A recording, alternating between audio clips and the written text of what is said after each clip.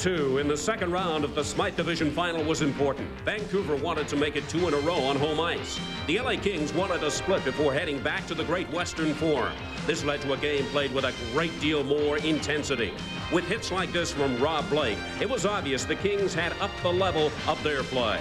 But Game 2 belonged to the master of raising his game and those around him, number 99. Wayne Gretzky showed his physical side when he tried to defuse the Russian rocket.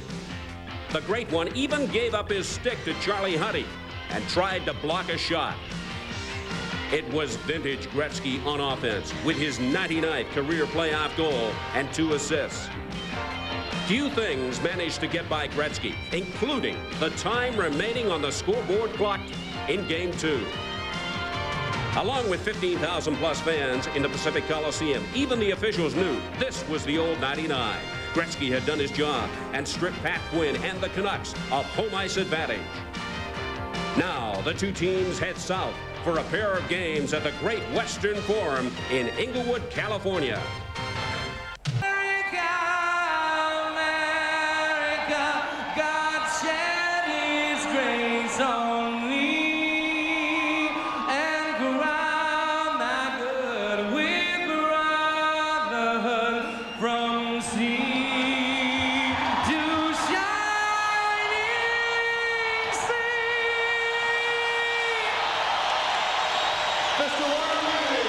Well, the Los Angeles Kings, by gaining a split in Vancouver, have gained home ice advantage in this Smythe Division Final. Kirk McLean, who has played every playoff game for Vancouver, will start in goal once again. He has a 5-3 record. Kelly Hrudey in this playoff season is 2-2, a high goals against average, but his teammates in many of the games he has played have also been scoring goals. Terry Gregson is the man in charge tonight. The backup referee is Dan Maruelli, and the off-ice officials are from San Jose. 2 lineup changes for the Vancouver Canucks. Jim Sandlak and Robert Dirk are in. Slager and Balk are out. Just 19 seconds into Game 2, Los Angeles got on the board with a goal by Hardy. And Los Angeles, throughout this playoff season, has been able to score quickly. That's something that Pat Quinn would like to prevent tonight. And you can see the Canucks confident playing at the Forum. They've had great success here in the last 2 seasons. They won an 8-6 game, the very last game of the year they played here. But Pat Quinn wants his team, especially the first 10 minutes, to play a disciplined style, not give up the good outman chances that they gave up in games 2. Quinn felt there were far too many unforced errors by his team in Game 2. Dana Merzen flips it out to center, knocked down there by Charlie Huddy. Ronning was quickly on him, but Ronning couldn't go anywhere with it. Lume dumps it to the corner. Momesso will race in after it. Momesso has to be a physical presence to be effective, and on his first shift, he stepped into the Los Angeles defenseman Charlie Huddy. We're approaching the first minute of this 3rd game of the Smythe Division Final. And at this time, we say hello to viewers all across Canada on Molson Hockey Night in Canada. Game 3 of the Smythe Division Final from the Great Western Forum in Inglewood. 1 minute and 5 seconds has been played. No score in the hockey. And it's a much different LA King team. Sandstrom banks it off the boards and out, and back after it goes Dirk. He's being watched by Robitaille. Robitaille is one player that Barry Melrose would like to see begin producing the way he did during the regular season. Here comes Gretzky. He had all sorts of jump in Game 6 of the Calgary series. He continued the same way in Game 1 and 2 of this Smythe Division Final. 3 points in the 6-3 win on Wednesday. Play broken up at the line, fed ahead to Gretzky. Rob Blake drives for the net. Gretzky shoots, the save, and the rebound taken to the corner by Babbage. And now the Vancouver defenseman will go after it. He's looking for Bure, and he couldn't get the puck to him. Had Bure touched it, he would have been offside. And again, that long pass to Wayne Gretzky to set up a good scoring chance for the LA Kings. Gretzky, at the end of the shift, still was able to get in. A left-hand shot coming down the right side. And look at the Canucks trapped again on the turnover at the blue line. Left-hand shot coming down the right side. Pretty good angle. Kirk McLean standing out well. Gives Gretzky nothing to shoot at. 18:04 remaining in a still scoreless opening period.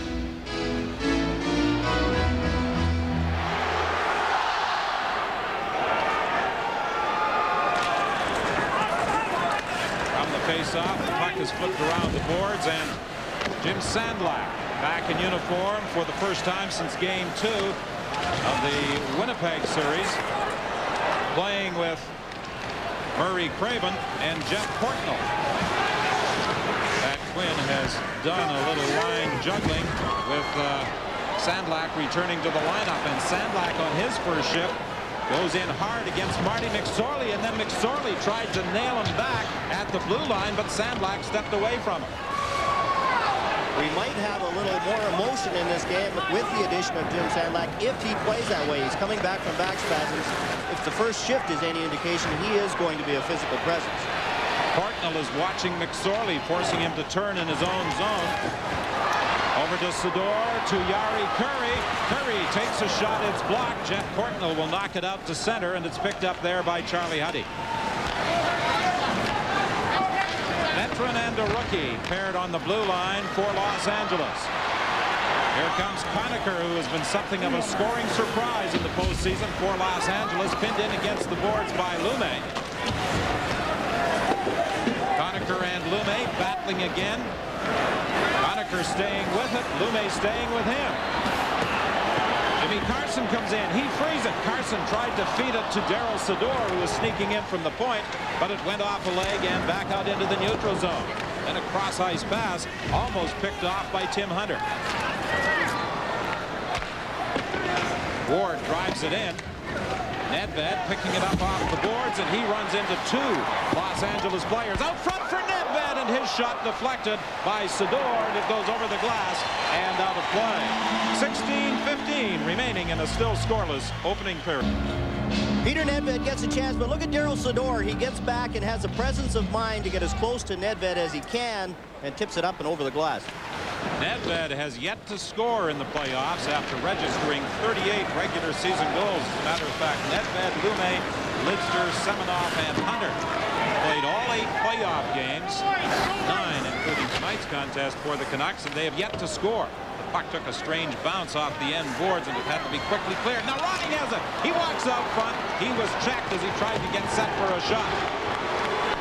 These are the worst boards in the league, and you're going to see an awful lot of the bad hops that we saw there. After the bad hop off the boards, the Canucks pick up the puck, and Cliff Ronning tries a wraparound but doesn't get there. Rob Blake does a good job standing his ground, cutting off Ronning as he tried to bring it up front. Only one shot on goal thus far in the hockey game. Puck is freed along the boards. Ronning to Memesso. His shot is blocked before it gets to the net. Behind the net, or Rudy appeared as though he was going to leave it for McSorley. There's a shot right on by Lidster. It appeared as though Rudy was going to leave it for McSorley, and the two of them almost collided. And now McSorley and Rudy are having a little discussion. 32 has been a rather famous number in Los Angeles athletic circles. There's the shot by Lidster, and a glove save by number 32, Kelly Rudy. Another number 32 starred in this building for many years for the Los Angeles Lakers, Magic Johnson. Here's a shot from Lidster, and look at Kelly Rudy. Sees it all the way, gets the left hand up, and makes the save. Face-offs in your own zone. That one clean by Tony Semenoff. Back to Lidster. Charlie Huddy, watched by Greg Adams. Tried to bank it off the board for Donnelly. It went beyond him. McLean in the corner playing the puck. He had to play it away from two forechecking Kings. Now it's knocked in for Millen. Saved by McLean. That's the save that he wasn't making in Game 2. A clear-cut breakaway, and Kirk McLean keeps this game scoreless, keeps his team in it. Adams Bavel trying to pick up the pass. Here come the Kings. For Millen, he shoots, saved by McLean. McLean with 2 good saves early in the hockey game, and that should give his teammates a lift. Millen knocks it out of the zone for Granato. He leaves it there for Sador. Drop pass for Gretzky. Gretzky is taken out of the play by Dana Merzen. Pavel Bure flips it back of the net. Picked up there by Merzen. Something Pat Quinn wants to do is have Merzen back on the blue line almost every time Gretzky is on the ice. Big defenseman takes it in deep. Huddy's trying to tie him up. The puck comes free. And there's a whistle on the play.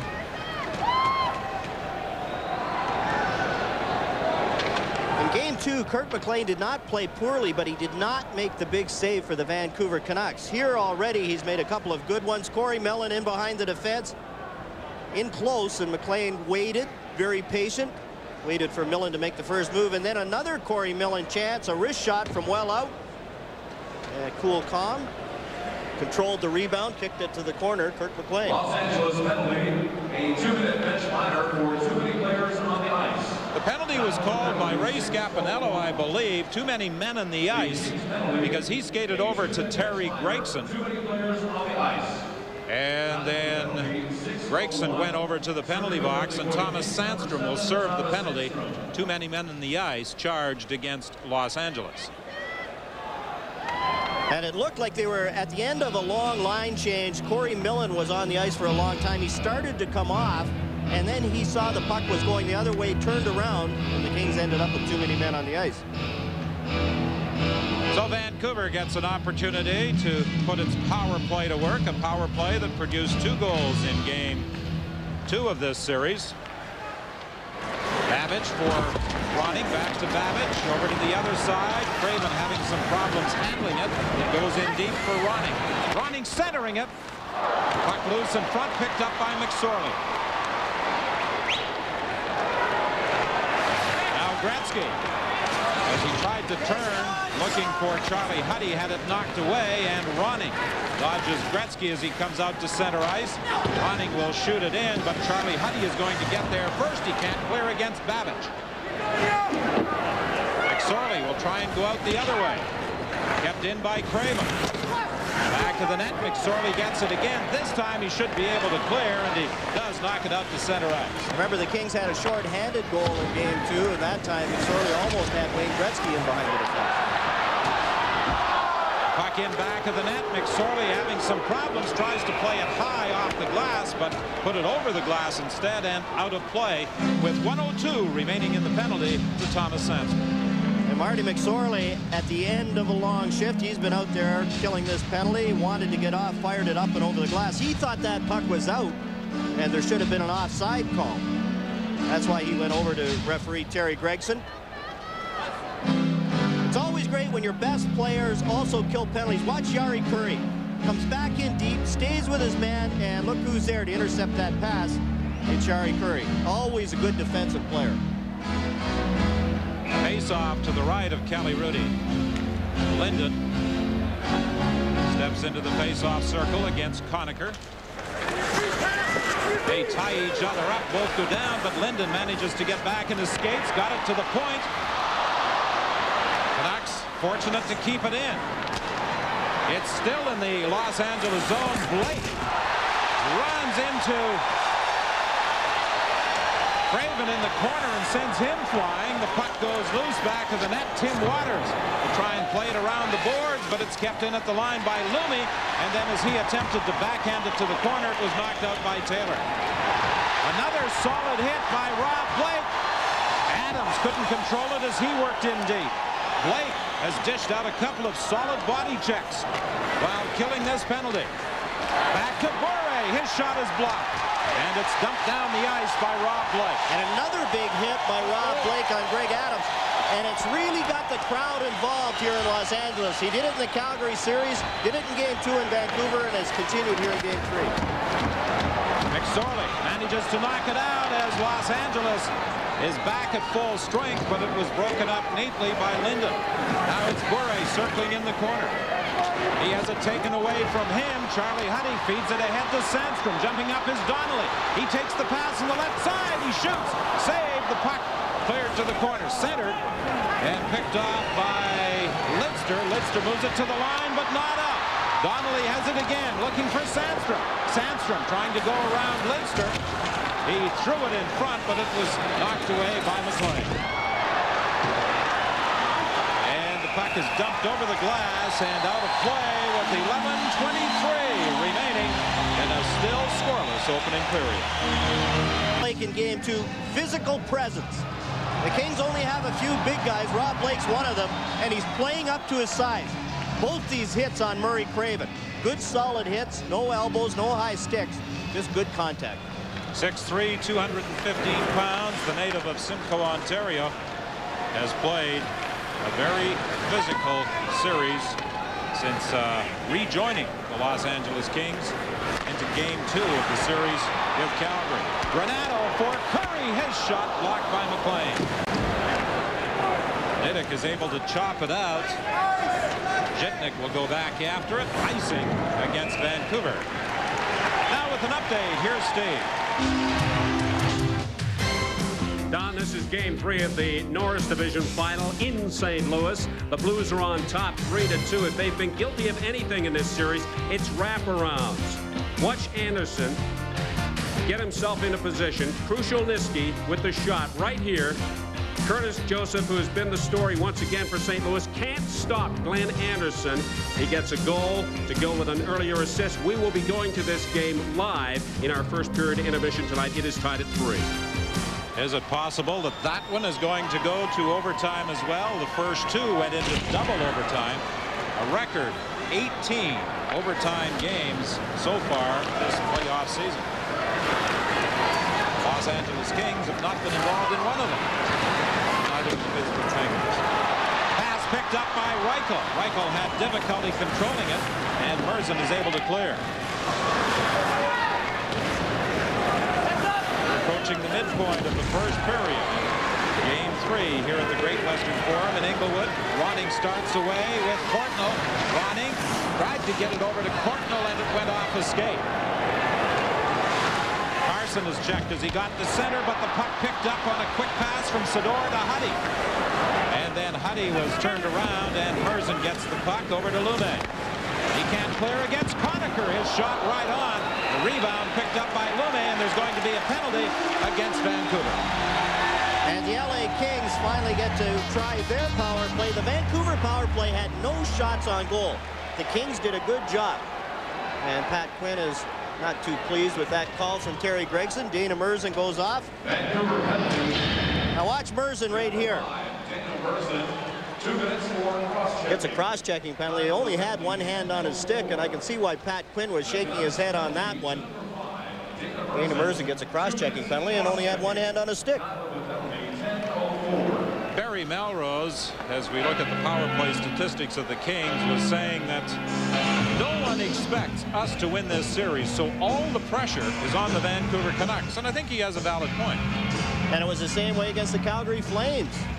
And the Kings are playing with some confidence because of that Flames score. Gretzky goes to the corner after it. Back to the point. Jitnik with a shot. Save. The puck loose in front. Semenoff trying to clear, and he succeeds. Good job by Vancouver in front of Kirk McLean. Even though the rebound was there, the coverage was good, and no Kings could get to it. Blake leads the attack for Los Angeles. This is a problem that the Kings have had on the power play in their shoot-ins. Guys aren't really in full flight when they hit the blue line, and they aren't able to pick it up. Here comes Semenoff. Cross ice pass, and that's fired wide by Babish. Here we go. Jitnik drives it in deep. Gretzky trying to get there. The puck comes free. Back to the line. Over to Jitnik. Jitnik moving in. His shot is blocked and fired down the ice by Bure. And it's tough for the goaltender to go out and stop the shoot-ins. And we've seen Kirk McLean let 2 go now that normally in most buildings he'd go out and stop. But the boards are so bad here, you don't want to take the chance. Kirk McLean is one of the best puck-handling goalies in the league, but you just can't afford to go out and try and stop those shoot-ins. LA Kings, we talked about Wayne Gretzky and his presence, but they have to have their supporting cast going. Look at in Game 1. No shots from 3 of the premier offensive players on the team. Game 2, they started to pick it up. 7 shots on goal, 3 points, and points at key times. The Curry goal, Robitaille set up Gretzky for his goal, and all 3 were more involved in Game 2. Robitaille has been nowhere near his point production regular season. In the postseason, 63 goals, 125 points, both records for left wingers during regular season play.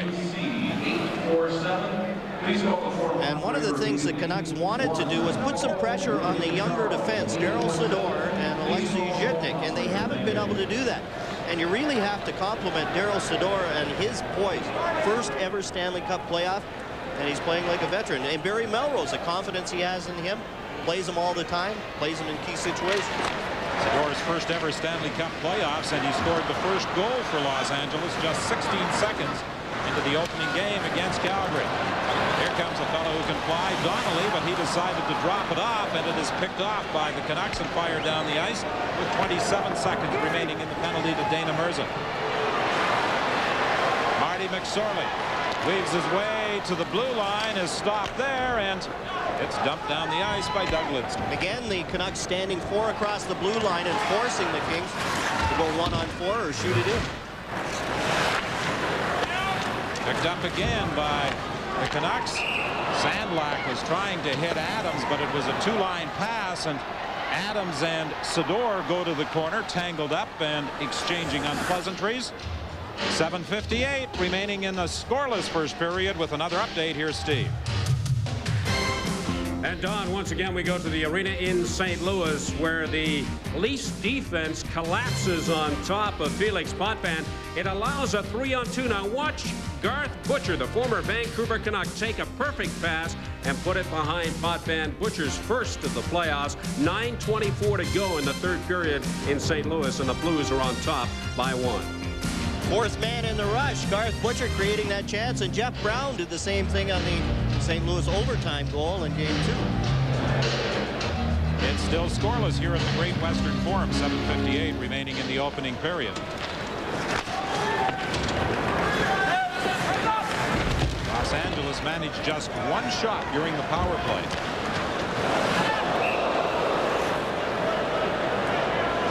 And with the puck fired out of play, let's take this break.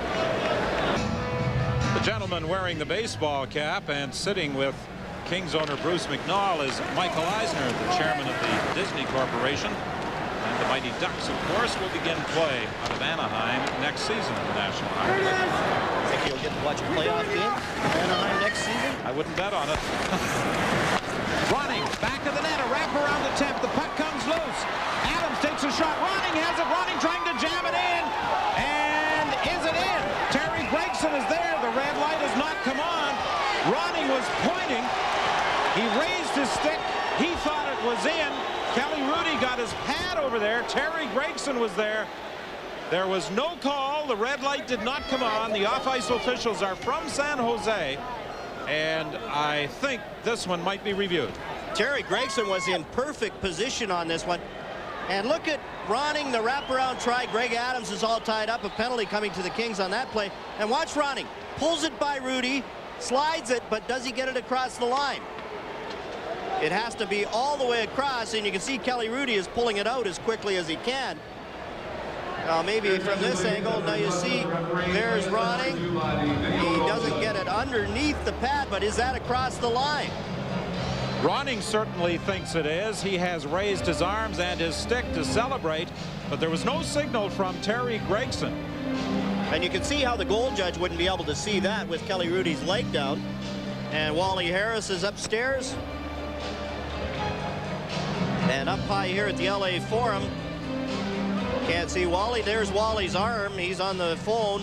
He had lots of experience in the Montreal-Quebec series doing exactly this. Here's the play now. Here's Ronning. He pulls it, but he doesn't get much on it right here. He loses it just as he goes to poke it in. And Kelly Rudy gets the leg down. And naturally, Ronning's going to put the hands in the air and try and sell Terry Gregson. Well, Terry Gregson conferring with Wally Harris. And there's no goal. No goal, so apparently Kelly Hrudey did get his pad on the puck and kept it against the post. Now watch Kelly Hrudey's pad right here. Cliff Ronning doesn't get much on this shot. He's trying to pull it and then slide it in. And he misses it. It hits Kelly Hrudey's pad. But look at where Hrudey's pad is. Is the puck underneath that, or is it in front? And there's a penalty to Charlie Huddy on the play where he tackled Greg Adams. Well, they don't get a goal, but there is a penalty with Charlie Huddy in the box, and the Canucks are on the power play. 7:20 remaining in the opening period. Back to Babbage. Babbage dumps it off to Bure. He tried to play it back to the net for Adams. It went all the way around, and Craven races in. Adams leaves it for Bure. In the corner for Adams. Craven sneaking in from the point, in behind Kelly Hrudey. Babbage shoots it, but it is deflected wide. Craven has to race back, and he's upset as he manages to keep it in. Out front now for Linden, and the puck is blocked before it gets to the net. Jari Kurri brings it out to center and then dumps it down the ice, and Kurri and Gretzky, who are out in the penalty killing role, head off, and Taylor and Conacher come on. 1:13 remaining in the penalty to Huddy. Craven flipped it in back of the net. It took a strange bounce, picked up there by Adams. Bure comes in to try and help out, but the veteran Dave Taylor is there along the boards, battling for it. Linden in as well. It comes back to the line for Babbage. Babbage to Bure. Bure in front to Linden. It's fired wide. Adams knocked down by McSorley. Linden battles with the Los Angeles defenseman. Bure gets the puck back to the line. Babbage with a shot that's deflected wide by Greg Adams. Left in the corner for Adams. Back of the net for Bure. He dodges a check. What a beautiful goal he scored in game 2. Rink wide now for Babbage. His shot, and Hrudey gets a piece of it. Bure all over the ice. Comes back to feed the puck to Babbage. His long shot goes wide off the end boards. The rebound was knocked in behind the net, and underneath Marty McSorley with 12 seconds remaining in the Huddy penalty. And good puck movement by the Vancouver Canucks on this power play. They've had complete control in the Kings zone, but they haven't been able to get the puck through to Kelly Hrudey. Greg Adams had a good tip-in chance. And watch Adams. He's starting to feel more comfortable coming back from an injury. Look at this backhand tip-in try. And it goes off Kelly Hrudey's shoulder. That was going top shelf just in the corner. And Dave Babbage rolling puck. Kelly Hrudey gets the hand out to make the save. That's really hard to read for a goaltender when they tee it up and the puck's standing on end.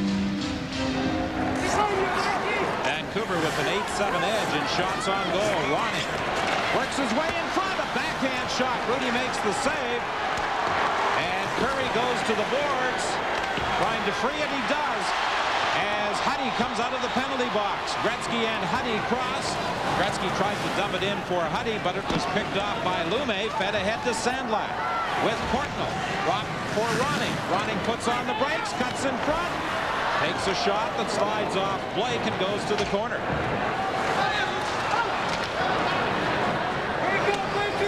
4:54 remaining in the first period. No score in the hockey game. The series tied at a game apiece. Robitaille lost control of it. It's picked up by Zhitnik. Zhitnik shoots. The rebound, and Kurri couldn't pick it up. Charlie Huddy at the point, trying to keep it in. He does. Gretzky goes back to the net. Gretzky feeds it to the point. Zhitnik with a shot. That bounces off the leg.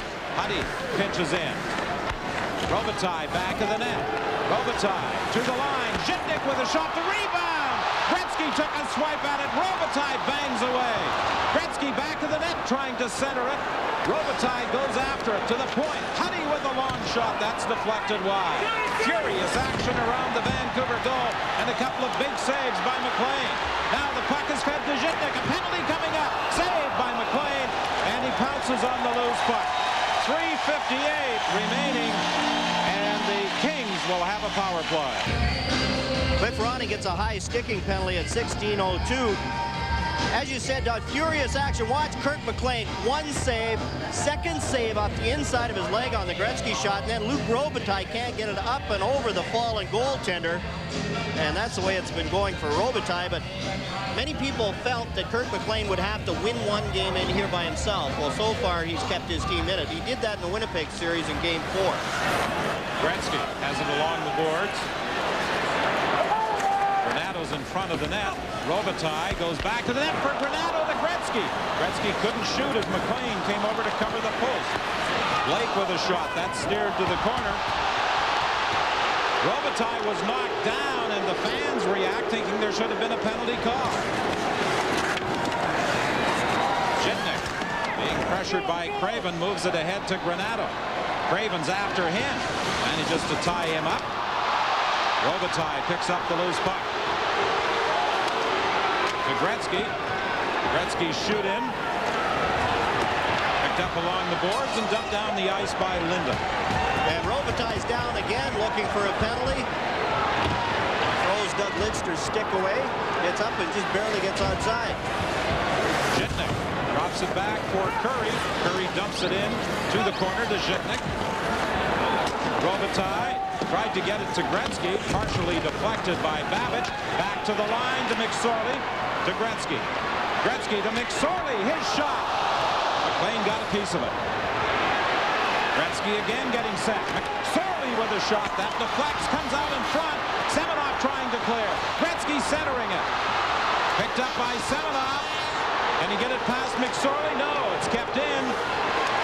Picked up now by Curry. Curry tried to slip it through to Gretzky. It was beyond his reach. 24 seconds remaining in the penalty, and now Bure starts away. Coming in against Jitnik. Bure's shot. Rudy knocks it down, and for a moment he thought about throwing it to the corner, but he had both Semenov and Bure there and wisely decided to hold on. The LA power play with good puck control, but again, Kirk McLean making the saves when he has to. Here's a shot from McSorley through a screen, and McLean gets the left hand out, makes the save. And look at Robitaille, can't get to the rebound. Gretzky gets it, and again, Kirk McLean, good stand-up goaltender, got over to make that save. Robitaille is nicknamed Lucky by his teammates on this most recent shift. I don't think he felt he was quite so lucky. He took quite a beating. And he was campaigning for a penalty, and there he is tied up. Now you see right there, Doug Lidster's stick goes under the visor of Luc Robitaille, and that's what he wanted. The high sticking penalty, didn't get the call. And when he got up, he threw Lidster's stick into the boards. Lidster had gone to the bench to pick up a new piece of equipment. 10 seconds remaining in the penalty. And Sandstrom was in ahead of the puck carrier, Rob Blake. So the Vancouver Canucks, although they had some furious action around their net, have killed off this penalty. And you can see Robitaille being attended to on the bench. He has a little cut on his chin. I don't know whether that's from the Lidster stick. He took some foolish penalties here against the Calgary Flames when he got frustrated. The puck wasn't going in for him, and his discipline came into question. He can't do that against the Vancouver Canucks. Lume forced into the corner by Reichel. Puck goes to the other side. Merzen tried to clear. Carson left it there for Sandstrom. And now it's picked up by the Canucks, and they start away at full strength. Adams for Merzen. Merzen's shot deflects high off the glass. Sandlak trying to get to it. He and Sandstrom tie each other up. Now here's a quick shot by Cliff Ronning that goes high. And the puck is fired all the way down the ice. McLean moves it ahead to Merzen as they try and catch the Kings on a line change. Headed ahead to Ronning, and he was checked in the neutral zone. Hartnell trying to go to his backhand. He's checked, and the puck comes back out to center ice. Robert Dirk, dressed for the first time in this series, flips it high to the corner. Tim Waters lost it back of the net. Donnelly comes in to help out as we move into the final minute of the period. Granato and Millen cross. Granato getting set. Granato shoots. Save the rebound off the side of the net. Donnelly came flying in to pick up the rebound. Granato with a backhand shot that is blocked before it gets to the net. Donnelly bumps Courtnall off the puck. Huddy throws it into the corner to Donnelly. Donnelly having problems controlling it. Donnelly does get it. Donnelly circling, trying to get away from Ronning. He leaves it there. Granato with a shot in front of the net. Millen couldn't pick up the rebound. And again, Kirk McLean standing his ground so well, so calmly, controlling play in his zone. 13-10, the shots on goal in favor of the Kings. Diduck whips it around the boards. Kept in at the line. But the Kings won't get an opportunity to direct another shot at Kirk McLean as the horn sounds to end the opening period. So after 20 minutes of play in Game 3 of the Great Western Forum in Inglewood, the Kings and the Canucks are scoreless. Now, where Vancouver enjoyed a 3-1 first period lead in Game 1 and Los Angeles a 3-2 advantage in Game 2, no scoring in the opening period here at the Great Western Forum. And it looks as though, John, this might be a game that could be decided by the team that scores the first goal.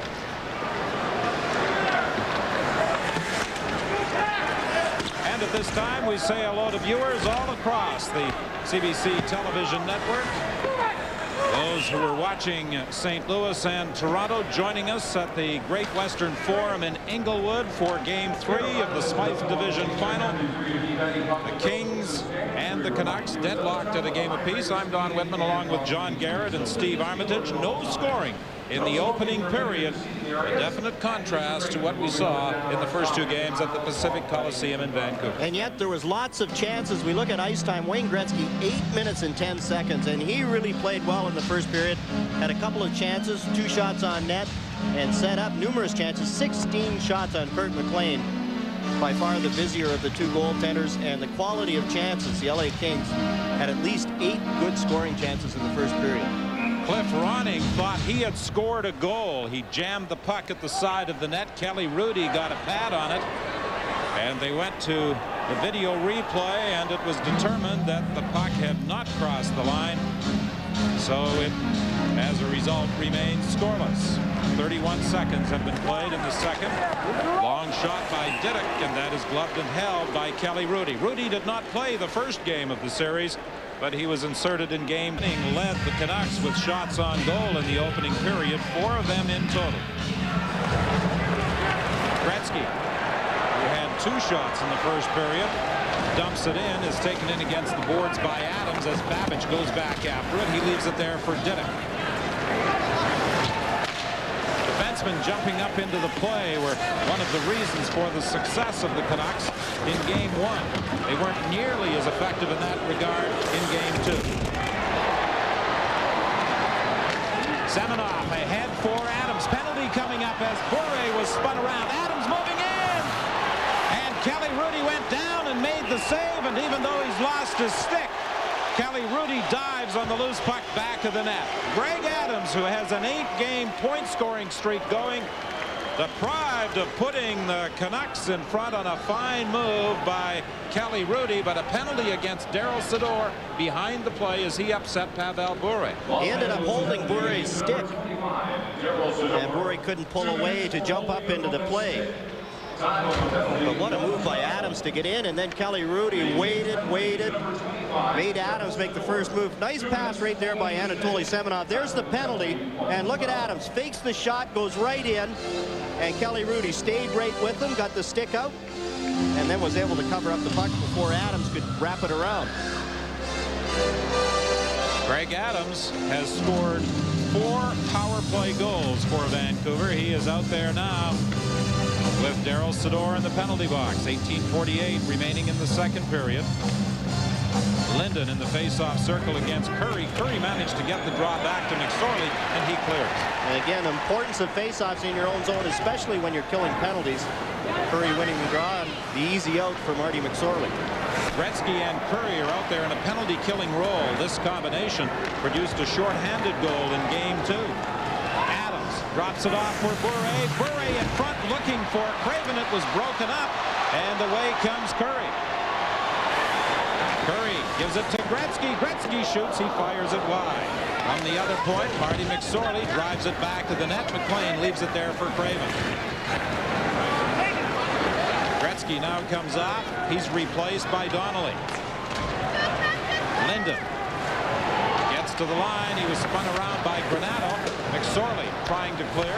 Kept in by Craven. Linden feeds it back to Craven. Over to the other side to Lume. Long shot deflected wide. Linden for Craven. Back to Linden. The Canuck captain feeds the point over to Lume. His shot knocked down in front. I think that may have hit Bure in the face.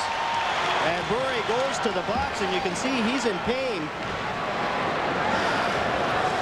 Craven for Ronning. Ronning works his way in, drops it back for Courtnall. He overskated it. 35 seconds remaining in the penalty. Dave Taylor checked by Craven. Plays it ahead to Ward. Ward tried to go rink wide with it. It was broken up by Conacher. And Tim Waters will take more seconds off the penalty to Darryl Sydor by driving it in deep.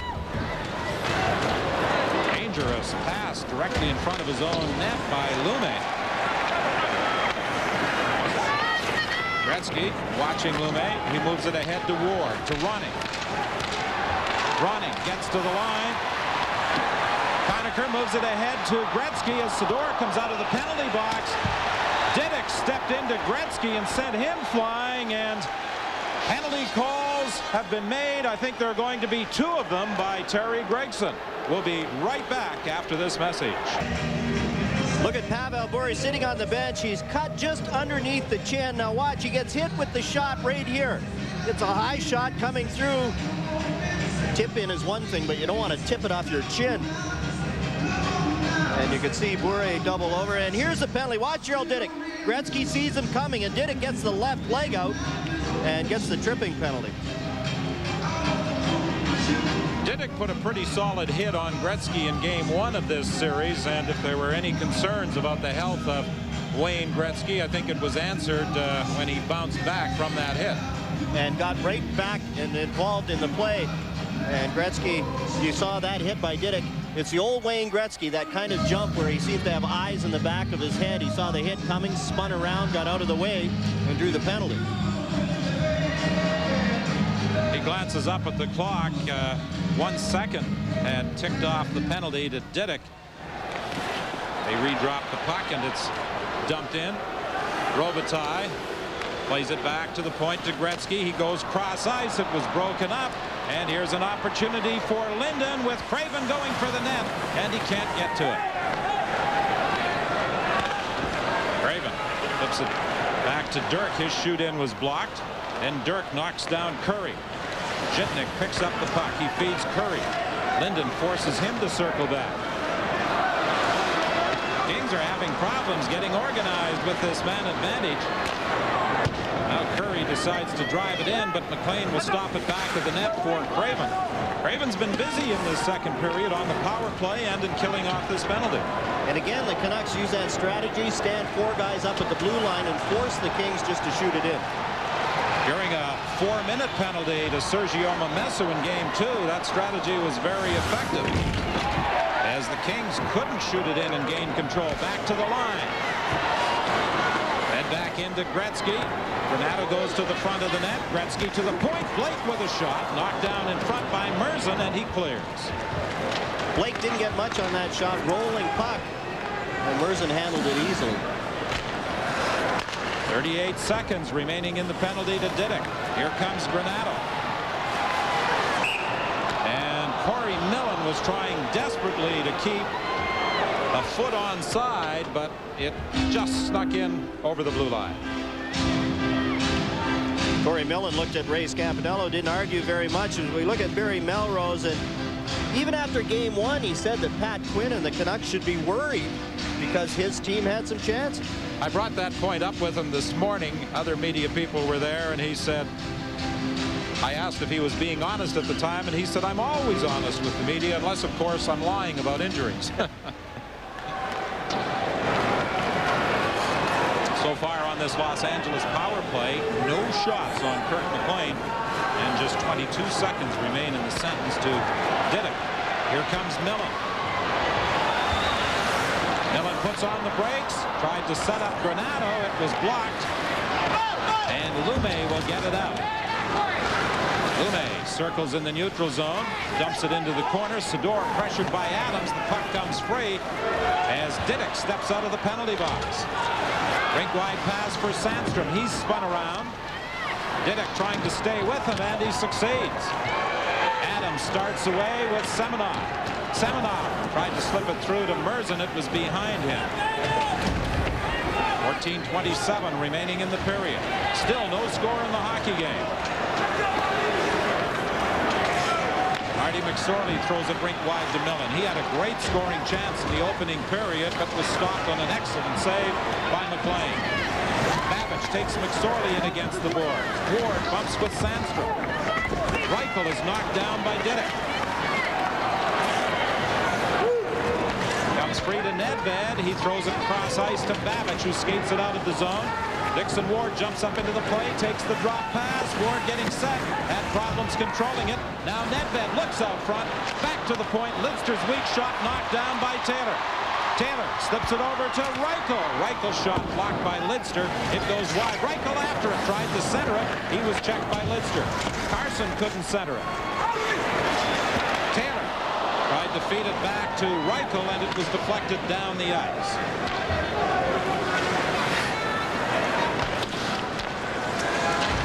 Waters, the only regular on the Los Angeles King lineup that has not produced a goal so far in the playoffs. Ward working against Huddy. The two of them continue to bump as they go to the corner. Taylor picks up the puck. Sandlak got a piece of him. Then ahead to Waters. Waters puts on the brakes, tried to throw it towards the net. It went off a leg, knocked ahead to Nedved. Nedved waits for some teammates to catch up. Flips it over to Lidster. Lidster fires it wide of the net. Ward picks it up off the boards. Tried to push it back at the net again. It was picked off by Charlie Huddy. There was another example. Peter Nedved with a chance to skate a little bit of room, and he did nothing. He waited for his teammates and then threw a blind pass into the middle. Peter Nedved still looking for his first goal of the playoffs after scoring 38 of them during the regular season. I think Pat Quinn has to be concerned about his lack of production. Gretzky back to the point. Zhitnik shoots. It's deflected. It goes over the glass and out of play. Trevor Linden got a piece of the shot with 12:20 remaining. Vancouver's route to the 1982 Stanley Cup Final led through Los Angeles. They defeated the Kings 4-1 that year. Zhitnik with a shot from the point. Save made by McLean. Ronning brings it out. He has Memesso with him. A long shot high off the glass. Memesso goes after it. Threw it back of the net, intended for Linden. Ronning picks it up. Ronning tried to leave it there for Linden. It came out across the line before it was fired back in, and two Canucks who were trapped inside the blue line had to vacate the zone. Linden for Memesso. Memesso circles, looks for Linden. Linden couldn't get a shot away, and back come the Kings. Gretzky comes to the line. Zhitnik was knocked down there, and Ronning comes back. Ronning with Linden going for the net. Ronning puts on the brakes. He shoots. Big save by Kelly Rudy.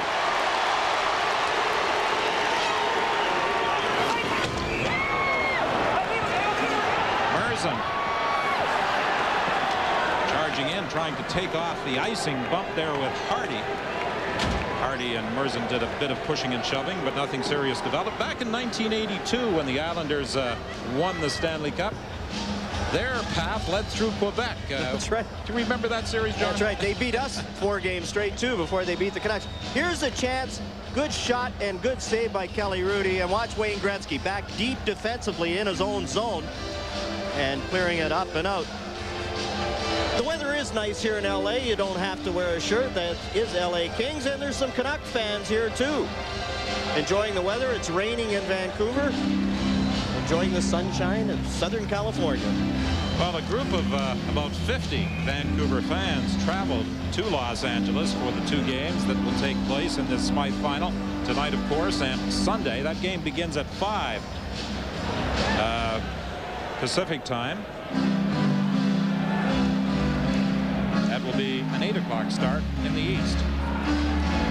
Another Mother's Day doubleheader. Time for Mother to cook dinner between games. That's right. Shot from Dave Babich is deflected up and over the glass by Kelly Hrudey. He saw it all the way. You talked about the defenseman jumping up into the play in game one, and that created a lot of problems for the LA Kings defense. They didn't know how to handle the rush when they had the fourth man coming in, Babich being one of those defensemen. Pavel Bure looks like he's all right. You can see he's got a little butterfly on his chin. Seems to be all right after taking that shot off the jaw. 11:19 remaining in the second period. Still no score. Daryl Sador takes a return pass. Sador trying to work to his backhand, puts on the brakes. Check there by Babich. The puck goes to the corner. Nato attempted to center it. It goes to Conacher. Conacher lost it in the corner. Back at the line. Sador gets set. His long shot knocked down in front.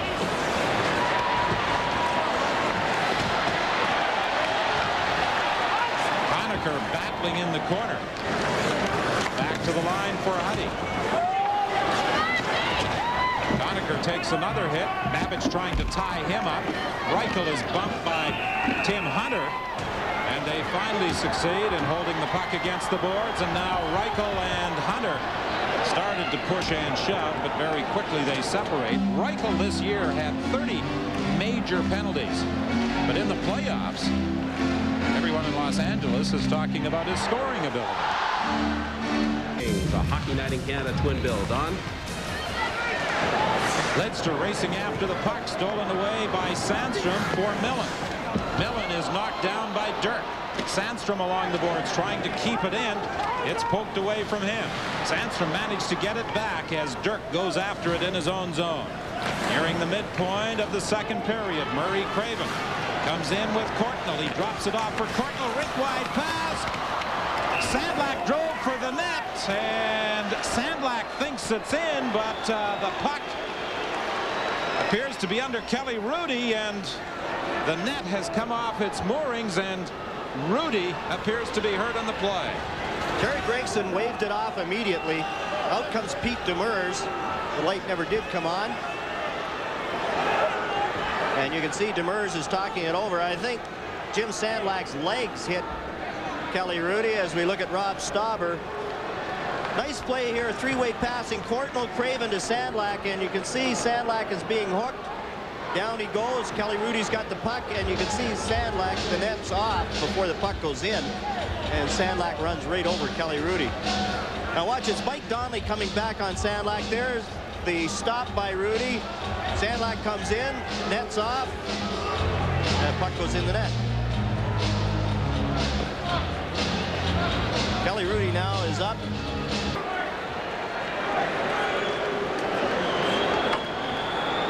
Here's another look. Now, is the puck in before the post comes off?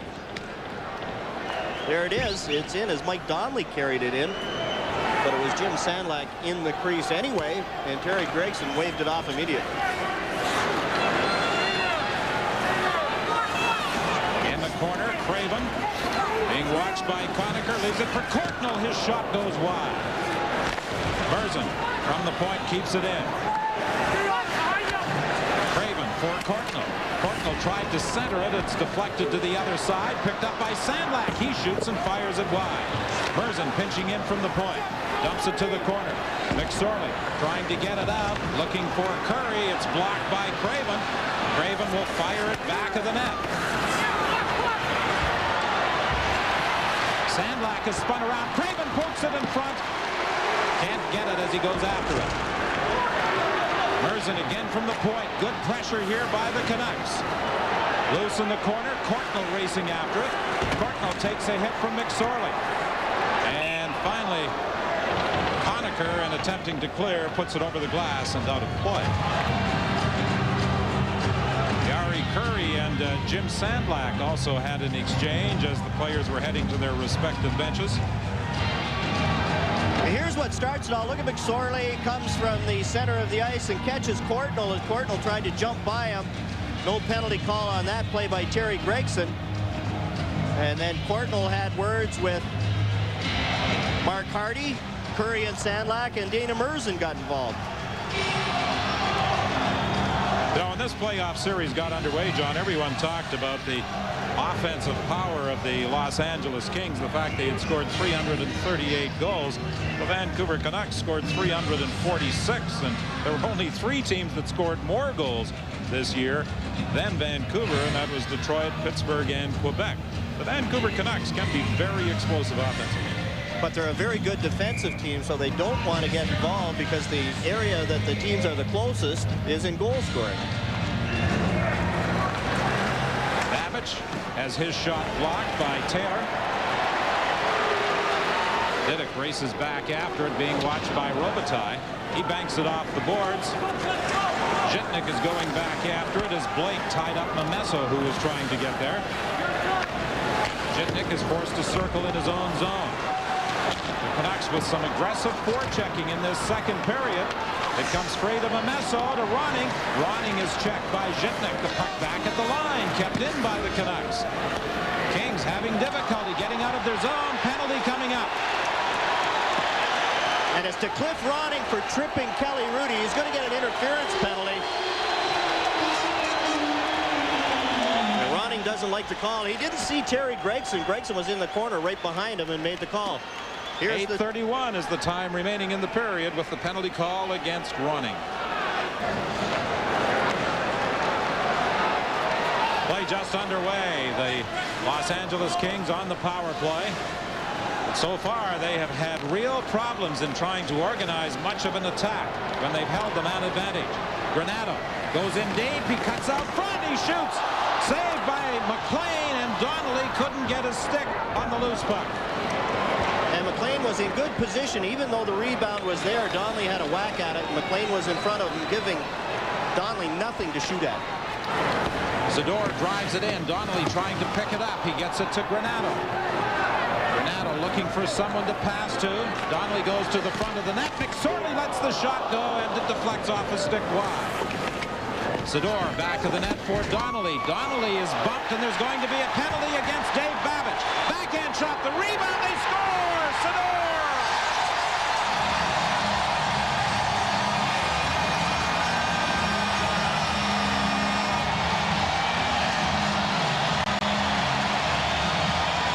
And there was a penalty coming up against Dave Babbage, and that's why Wayne Gretzky went over to Terry Gregson. Here's the penalty, hitting from behind Babbage on Donnelly.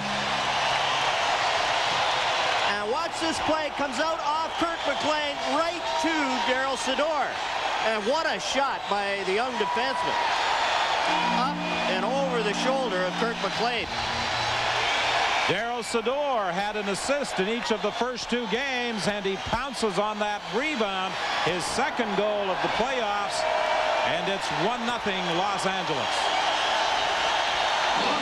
And Doug Lister is talking to Terry Gregson because Dave Babbage's penalty is going to stand because the goal was scored when Cliff Ronning was up.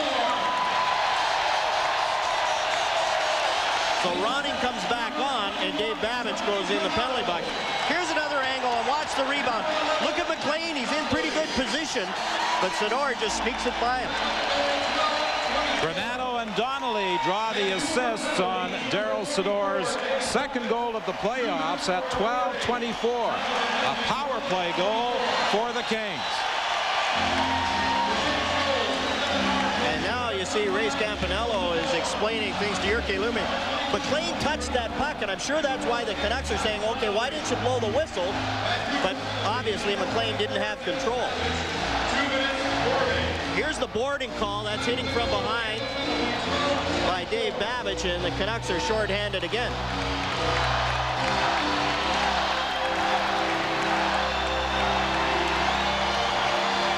Well, the fans at the Great Western Forum are beginning to chant and provide vocal encouragement for the Kings.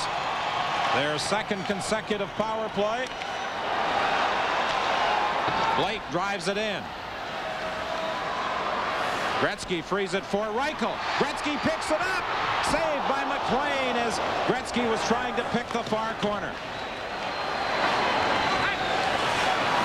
Back of the net, Merzen loses it. Gretzky feeds it back to Blake. He had problems handling it to Zhitnik. His shot is high, and it's knocked down by Lunek. 1:25 remaining in the penalty. Drop pass for Craven, and that's deflected by Kelly Rudy. 6:52 remaining in the second period. Zhitnik can fly. He drops it off for Gretzky to Reichel, and the save by Kirk McLean. That's two key saves by Kirk McLean here, keeping his team close. He's been outstanding tonight. Renato back in his own zone. He was knocked down by Bure. Renato stayed down just a little extra, thinking that maybe he was going to pick up a penalty. Gretzky tried to slip it through for Donnelly. He's broken up now, picked up by Granato, but it's offside. And you see Tony Granato, Pavel Bure was skating by him and gave him the stick. And you see Ray Scampanello is talking it over with Granato. Now watch Granato and watch Pavel Bure right here. Gives Granato the stick in the midsection. And Terry Gregson didn't see that one. Now watch Wayne Gretzky take his time. And Kirk McLean, he's out well, cuts down the angle and gets a stick on that. And Warren Reichel, moments later, still on the power play, has this chance on his forehand. And look at Kirk McLean. Come across, stick on the ice. Another good save by Kirk McLean. 38 seconds remaining in the penalty to Babbage. Darryl Sydor, who has scored the only goal, leads the attack for Robitaille. Robitaille racing after it. His shot, that's fired wide. McSorley at the point. For Carson, Robitaille back to McSorley. McSorley in back of the net. Curry couldn't reach it. Tim Waters fires it wide. Robitaille has it behind the goal. Out front, Carson took a swipe at it, and it bounced off his stick wide. And now Babbage is on the ice. The Canucks at full strength, and this shoot-in as a result will be picked up. An icing call against Los Angeles. Had 2 goals in each of the first 2 games against the Calgary Flames. He has been silent so far in the series against Vancouver. And hasn't played a whole lot for the LA Kings. Mostly used by Barry Melrose just on the power plays.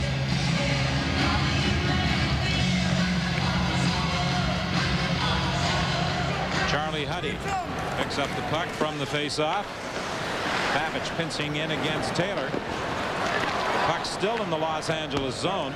Prior to the Kings scoring the power play goal, the Canucks for about 5 minutes had exerted all sorts of pressure, but were unable to get it past Kelly Rudy.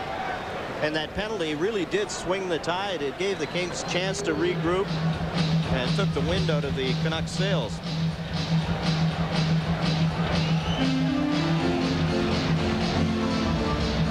You look at the LA Kings and how Game 3 has not been very kind to them. They're playing a good game here tonight. And I think the team that leads, especially in this series, it's hard for the Canucks to stick to that disciplined game when you trail. You have to open it up a little bit. Millen races to the corner. Diddick bumps him in against the boards. Donnelly, or Taylor, I should say, gets the puck. Taylor trying to work out from the corner. And it's flipped down the ice by Sandlak. Taylor has it at center ice. Millen moving up on the play, picks up the puck. Millen in the corner, feeds it back to Zhitnik. His shot is blocked. Sandlak dives at center ice but can't reach it. Fired back in by the Kings. 4:30 remaining in the second period. 1-0 Los Angeles leading. Series tied at a game apiece. Ronning checked by Gretzky at center ice. He plays it to an open wing. And Merzen will move it ahead to Linden. Linden for Ronning. Ronning dumps it to the corner. Linden goes after it. Out front for Courtnall. He scores! The persistence of Trevor Linden pays off as he went to the corner and fed it out to Jeff Courtnall. The game is tied at 1. Good forechecking by the bigger Vancouver Canucks. And watch Linden. Ronning just throws it in. Linden goes right around Rob Blake, fires it out, and there's Zhitnik, both Kings defensemen, in behind the goal line. A young defense here. Look at Zhitnik. What is he doing in there? Jeff Courtnall is all alone. He's got all sorts of time, and he just slides it under Kelly Hrudey. Jeff Courtnall. The assist. So Jeff Courtnall has tied it at 1 with Linden and Ronning drawing the assists at 15:54. 34. Correction, 15:54. But it was the forechecking of Trevor Linden that paid huge dividends for the Vancouver Canucks. And now Linden is knocked down as Mark Hardy came pinching in from the point. Linden knocks down Granato. The fans think there should have been a penalty call, but there was no whistle. Donnelly centers it. There's nobody there. The Canucks can't clear. McSorley drives it in. Donnelly bumped with Merzen. Back comes Murray Craven. He drops it for Courtnall. Courtnall almost overskated it. He flips it to the corner for Craven. Hardy trying to tie him up. It comes out front. Nobody there. Millen plays it off Granato. Picked up by Lidster. Lidster looking for Linden. Too far for him. And Hardy flips it out. Going after it is Millen. Millen tried to center. It's intercepted by Lidster. He sends it ahead to Adams. Adams makes the shot. Looking for Semenoff beyond his reach. The puck goes to the other corner. Lidster pinches in from the point. His shot is blocked. Hardy having some problems getting out of the zone. He's checked by Semenoff. Bure gets the puck. Bure coming from the corner takes a shot. Hrudey flips it to the corner. Adams has it. Adams trying to move in front. Still controlling it. Now leaves it for Semenoff. Semenoff with a shot. He scores! Semenoff circling, let the shot go, and Hrudey may have been screened. He was screened as Greg Adams and Jari Kurri were standing right in front of Kelly Hrudey. And Hrudey can't believe that this one got through. Semenoff comes out in front. Now watch this. There's the shot, and it's gone right through Marty McSorley and then through Kelly Hrudey. Now watch Semenoff. He just wrists it towards the net. And there's Marty McSorley standing in front of Kelly Hrudey. Doesn't block the shot, but screens the goaltender. That's the first goal of the playoffs for Semenoff. But it puts the Vancouver Canucks ahead by a score of 2-1. Sador, who has scored the only goal for the Kings, opening the scoring on the power play, can't keep it in. Charlie Huddy drives it back in. Adams and Bure draw the assist on the go-ahead goal by Semenoff at 17:26. Kelly Hrudey, who had made some spectacular saves earlier in the hockey game, looking weak on that easy shot by Anatoly Semenoff. Nemeso moves it over to Babbage. Babbage takes a shot. Hrudey knocks it down, and he covers up with 1:50 remaining in the second period. The Canucks leading by a goal. Look at the Canucks road record. Very impressive, and that includes 2 wins in Winnipeg in the first round of the playoffs and the 1 loss. Very impressive on the road, as long as they stick to their own game, play the physical style that they played here tonight. Well, Pat Quinn was saying this morning that the Canucks made a lot of mistakes when they had possession of the puck in Game 2. And he felt that more than anything contributed to their loss. 6-3 the score in favor of Los Angeles. Here comes Linden. Linden drops it for Courtnall. Courtnall shoots. Hrudey got a piece of it. The puck loose at the side of the net, and Robitaille skates away. He moves it to Blake. Blake feeds it ahead to Conacher. Conacher to Kurri. Kurri is checked. Merzen can't get out of the zone. Kurri tied up by Craven. The 2 of them go down in the corner. Lume bumps with Robitaille, and they succeed in tying it up for a face-off with 1:06 remaining in the second. Well, this is quite a different hockey game for fans in Los Angeles who are accustomed to seeing goals scored on a regular basis in the first round against Calgary when the 2 teams combined for 61 goals. From the face-off, a shot right on, and Kirk McLean, who's been very sharp tonight, just stood his ground. Charlie Huddy drops it for Gretzky. Gretzky works in, throws it towards the net. They score! Right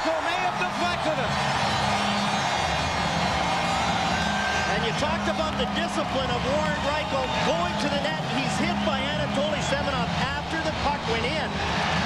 And he's thinking about punching at Semenov. And what a play by Wayne Gretzky. Charlie Huddy to Gretzky. And look at this soft pass. Off two guys to Warren Reichel.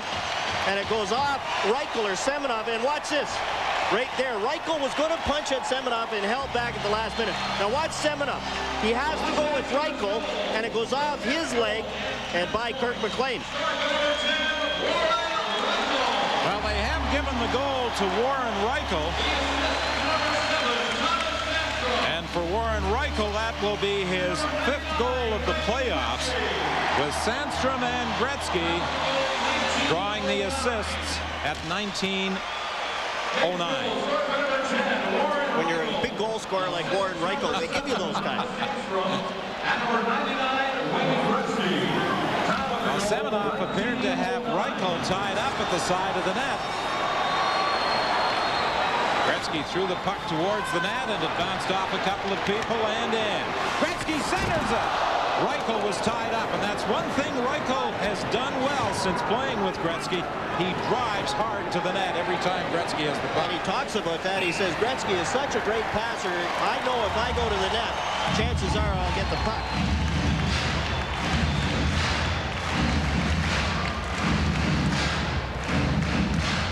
Canucks got a couple of bad breaks on this play. Gretzky tried to feather the puck through to Reichel.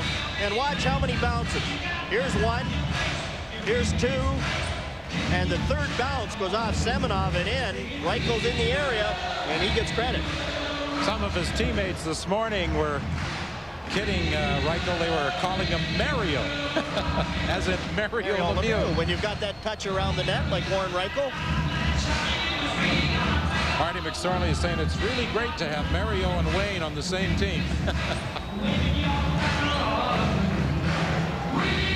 18.5 seconds remaining in the period. Gretzky tried to go to the net from the faceoff. Huddy with a shot.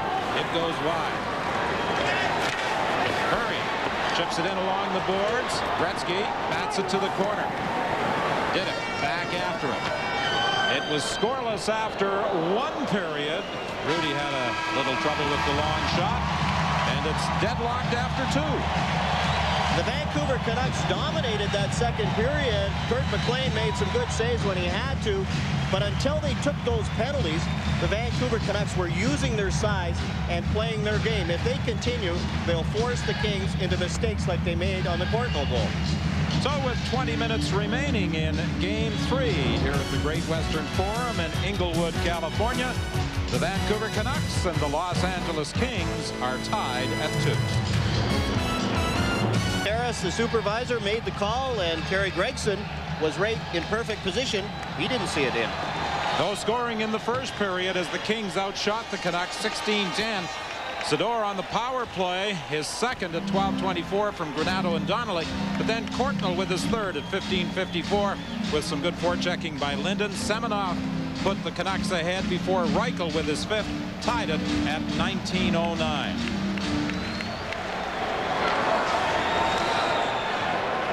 Kings and Pittsburgh, the only two teams that have not gone to overtime in a year where a record number of games have gone into extra time, 18 in total. Ronning trying to work his way around Charlie Huddy, but Memessa was offside. Nice time in the second period for the key players. You look at Wayne Gretzky, played over 8 minutes in the first period, a little less in the second. Marty McSorley, who played more than anybody in games 1 and 2. And Pavel Bure was hit in the jaw and missed a couple of shifts, and that's why his total is down. You look at faceoffs, Anatoly Semenov taking a lot of them for Vancouver, 5 for 8, and Pat Conacher, who did such a great job in game 2. And look at the offensive zone faceoffs, 9 for the Vancouver Canucks as they started to carry the play, and only 4 for LA. Well, we haven't had a clock on Cliff Ronning tonight, but I would hazard a guess that maybe he's logged as much ice time as anybody for the Vancouver Canucks in this hockey game. He has played a lot, played very well, and in game 2 he was not a factor. Ronning comes in. Memessa goes for the net. Puck is fired wide. And the puck winds up underneath a couple of players in the corner, resulting in a stoppage. And Luc Robitaille are two of the minus players on the Los Angeles Kings. Only 4 in the entire roster, and 2 of their big goal scorers are in the minus category in the plus-minus rankings. If you're not scoring, you better make sure that you're at least an even hockey player.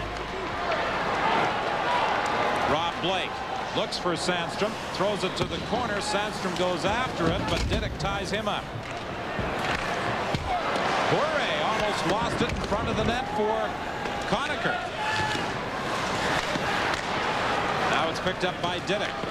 Diduck to Adams. Adams shoots it in, then takes a bump along the boards from Conacher.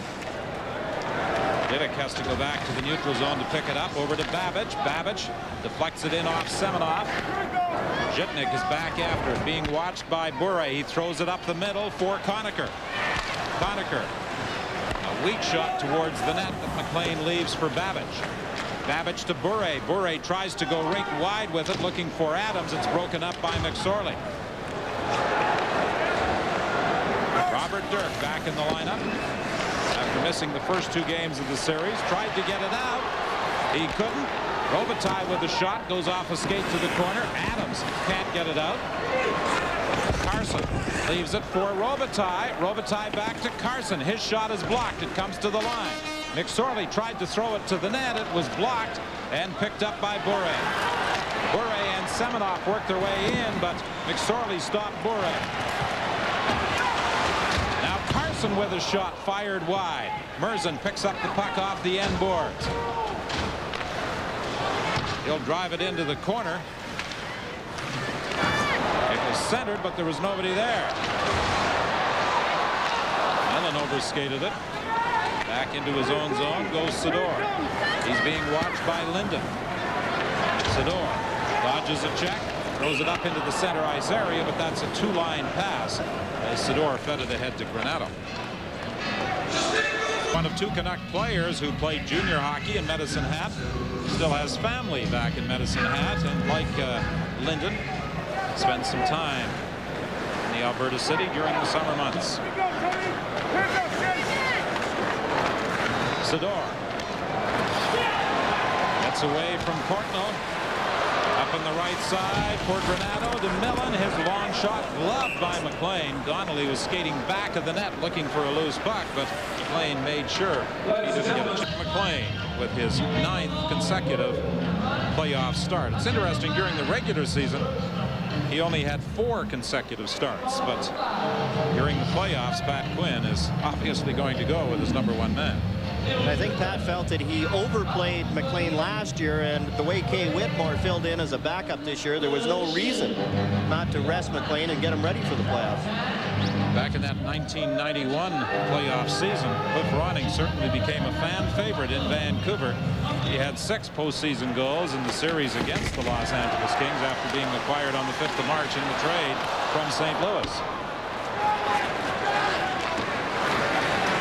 Pretty good trade when you consider that Courtnall, Momesso, and Dirk are all playing for the Vancouver Canucks along with Cliff Ronning. Tonight's game is coming to you from the Great Western Forum. Both goalies with key saves during this game, but Kirk McLean has had the tougher opportunities, and he's kept his team in it.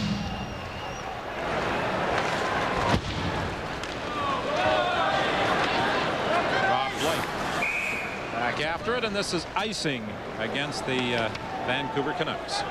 Rob Blake, when he was talking to Steve, talked about that last-minute goal, and I know coaches just hate that in the last minute, first minute. That's the theory. You never give up a goal in the last minute of play or the first minute of play, and I think it has given the Kings a little lift, as it was all Vancouver in the last part of the second period. And I'm sure Barry Melrose, in his positive thinking, was using that last-minute goal to try and get his Kings up for the third period. And Pat Quinn, I'm sure, although the coverage was pretty good, it bounced in off Anatoly Semenov, telling his team you can't give up those outman rushes, especially when Wayne Gretzky's on the ice. Well, he talked about the line change as Gretzky shoots from the faceoff. The line change that the Canucks were making when Gretzky scored his goal. He said the way we were caught on that one in Game 2, he said it could have been a 5-on-1 for the Los Angeles Kings. Robitaille feeding Gretzky a perfect centering pass, which number 99 converted for his 99th playoff goal. Shot by Craven. It bounces all the way to Sandstrom. Sandstrom taken out of the play by Didick after shooting it in. Babbage has it back of his own net. Babbage for Linden. Linden was looking for Courtnall. It was beyond his reach. Icing against Vancouver. Wayne Gretzky has to be shut down if the Vancouver Canucks think they're going to be successful. Trevor Linden has a theory on how the Canucks can accomplish that. Well, you know, in the first game we managed to finish a couple checks on him and take him out of the play, and I think that's what we got to do tonight again. He's of course, he's a great player, and I think that Wayne Gretzky uses the people around him so well, as on Jari Kurri's goal last game, that demonstrates, you know, when he draws a crowd. And we're going to try and let the defensemen take Wayne Gretzky and let the forwards take the people coming through the slot and through the neutral zone to take him away. For the most part, they've been successful tonight, although on the Reichel goal, it was Gretzky who was the key, drew a crowd and just threw it into the maze, and it bounced in. And in the first period, he had a couple of good chances himself, and Kirk McLean made the saves. Amesso comes down the left side as Lidster jumps up into the play along with Sandlak. Sandlak will try and get to the puck. He's tied up by Robitaille. Now Taylor at center ice, checked by Lidster. Marty McSorley following up, drives it in, and Cliff Ronning goes back after it. Along the boards for Sandlak. He's checked out front. Robitaille shot blocked by McLean. Curry has it. Out front, Robitaille couldn't get a shot. Back to the point. Zhitnik lets the shot go. It's deflected. They score! And I think Robitaille will get credited for it. And Cliff Ronning is saying it was kicked in, but Terry Gregson was right there, and he's shaking his head. Robitaille with a great chance just before that. Kirk McLean, what a save McLean made on that one. And this shot by Robitaille goes off one post and just trickles over the line. Now watch this play. They get another good bounce. It bounces off the Canuck right to Luc Robitaille at the side of the net. And he just taps it in off the post. As you see Doug Lidster try to take Robitaille. Now watch Lidster come out here. He gets at Robitaille. Dave Taylor is there interfering with Kirk McLean, and it just trickles in. It looked as though it may have gone in off Lidster's skate. Robitaille from Zhitnik and Curry as Conacher breaks in. Conacher couldn't get around Dana Merzen. Back comes Bure. Bure tried to throw it in front. It was blocked by Zhitnik. Lume will fire it back in. 4:41, the time of the go-ahead goal. Luc Robitaille, his third of the playoffs. Lume gets it back to Bure. Bure gets set. His shot is blocked by Zhitnik. Lume has it again to Merzen. A long shot high over top of the net. The puck bounced out front, and it was knocked away from Adams. Granato spun around by Adams. Again, the fans react. They didn't like the non-call by referee Terry Gregson. Here comes Donnelly for Millen. Millen goes to the corner, gets away from Lume, then is spun around. The puck is loose along the boards, and it's knocked out to center ice. Courtnall comes in with Craven. Craven drops it off for Bure. Bure dropped it back, but there was nobody there. The defenseman had not moved up into position. Millen comes back for Los Angeles. Spins and flips it to the other corner. Charlie Huddy is pinched in from the point. He throws it back to the net. Millen is taken in against the boards by Babbage. Donnelly frees the puck, flips it to the other side. Didick trying to get there before Huddy, but Huddy pinching in, managed to keep it in the zone. Now it's loose at center ice, picked up by Bure. Courtnall couldn't handle the pass. Chance for a Canuck 3-on-2, but Bure was at the end of a shift. Changed. Here comes Curry. Scores!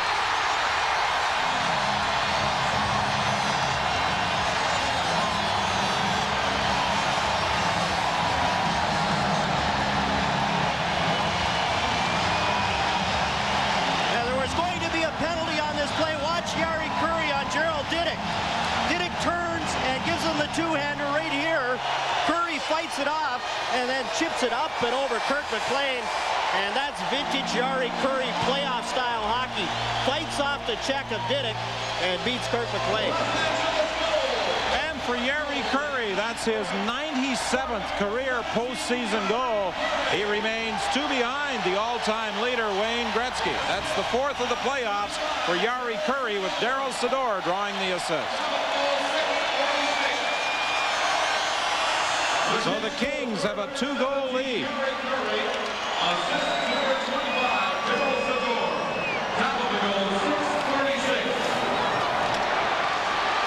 Conacher is checked by Lidster. Ward banks it off the boards, too far for Linden. Nedved is out there with Linden and Ward. Nedved hasn't seen a lot of action through the second period and early into the third, but he has the puck now. Over for Ward. Ward shoots, the save by Kelly Rudy. Ward and Reichel bump in the corner. Now Linden is bumped by McSorley. The puck in front. Merzen spun around, and the shot was blocked by Reichel. And now Reichel and Trevor Linden do some pushing and shoving. And McSorley is involved with Dixon Ward. That comes with 12:23 remaining in the period. That concludes tonight's action. Jari Kurri 97 and Glenn Anderson gets his 83rd. You look at the old Edmonton Oilers, Gretzky, Kurri, Messier, and Anderson. If they could have only kept them all together. Boy, when you look around the National Hockey League, the talent that left the Oilers and moved on to other teams. New York, Detroit, Chicago, Los Angeles. Now the question is, will there be a franchise in Edmonton this coming season? Merzen for Ronning. Ronning to Sandlak. He drops it off. Shot by Lume. The puck loose in front of the net. Sandlak gets it. Sandlak trying to tee it up. In front, Gretzky with a fine job of getting back to check it away from Memesso. Good defensive play, but Jim Sandlak in a good position to shoot that puck. One too many passes. Memesso and Zhitnik had been involved along the boards behind the play on the icing call, and I think both of them are going to go out. Here's the hit, Memesso on Zhitnik. Zhitnik's play is much bigger than he is. He's only 175 pounds. And you see Memesso hit Blake from behind, and there's the defensive partner, Alexei Zhitnik, making sure that Memesso doesn't take another whack at Rob Blake. Zhitnik's a bit of a character. His first road trip with the Los Angeles Kings to Vancouver, all he took with him was a toothbrush. Then he bought the automobile in Los Angeles without a driver's license. Wanted a cell phone installed in his car.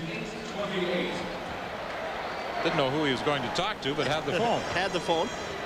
Didn't know you had to make payments. He thought that one little small down payment was the entire car. He was surprised when he got the monthly notice. 2 minutes each for rubbing. Time of the penalties, 8:28. Hey, look at Kelly Rudy, who was shaken up in the second period when he was run over by Jim Sandlak. And again, calm, and it looks like his team is playing with so much more confidence because Kelly Rudy is playing with that kind of confidence himself. And I'm sure after this game there will be some discussion on the part of the Canucks about 2 goals that they thought they might have scored that were disallowed. One by Ronning, the other by Sandlak. And then a couple of bad bounces that went in off their players. And the Kings getting all the bounces tonight. Charlie Huddy taken in against the boards by Adams. Bore is bumped.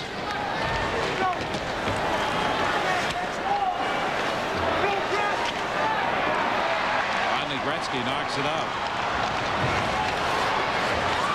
Picked up now by Adams.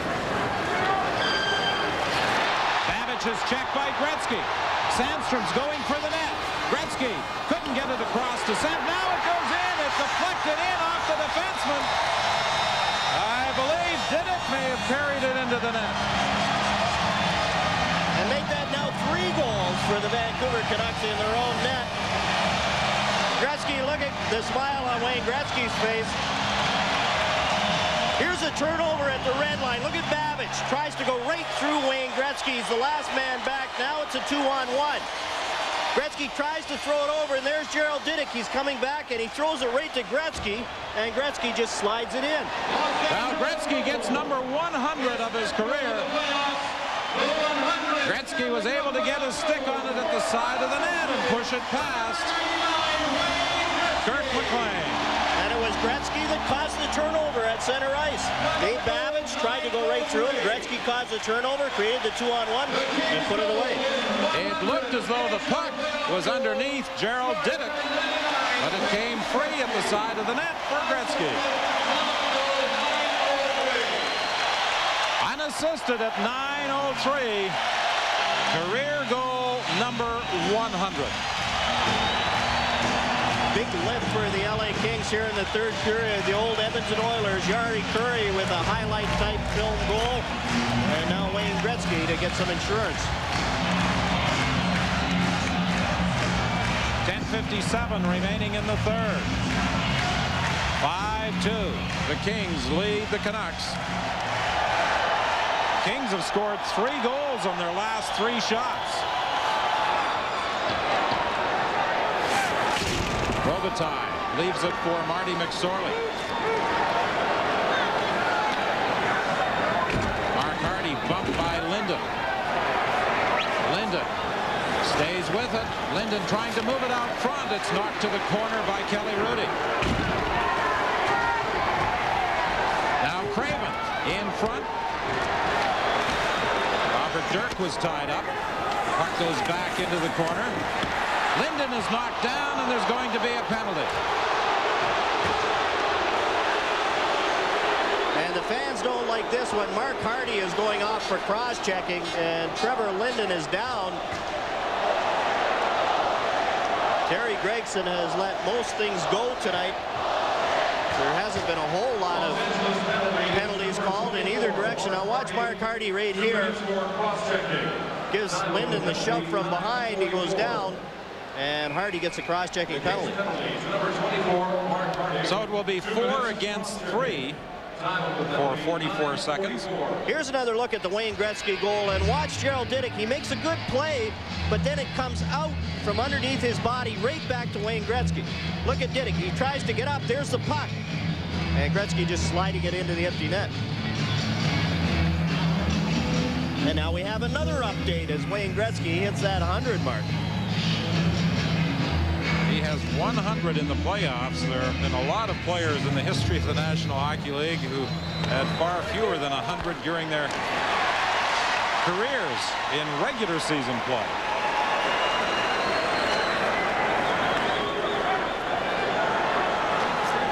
Lume to Courtnall, back to Bure. Bure moves back to the line, looking for someone to give it to. Courtnall is shot right on, Ronning the rebound, and Rudy stops that. Curry is checked. Courtnall knocked down by Blake. Bure feeds it back to the line. Lume gives it back to Bure. Courtnall in front of the net. Bure to Ronning, back to Bure, to Ronning. Ronning moving in, he shoots. It's blocked. As the 2 penalized players, Zhitnik and Momesso, come back in the ice.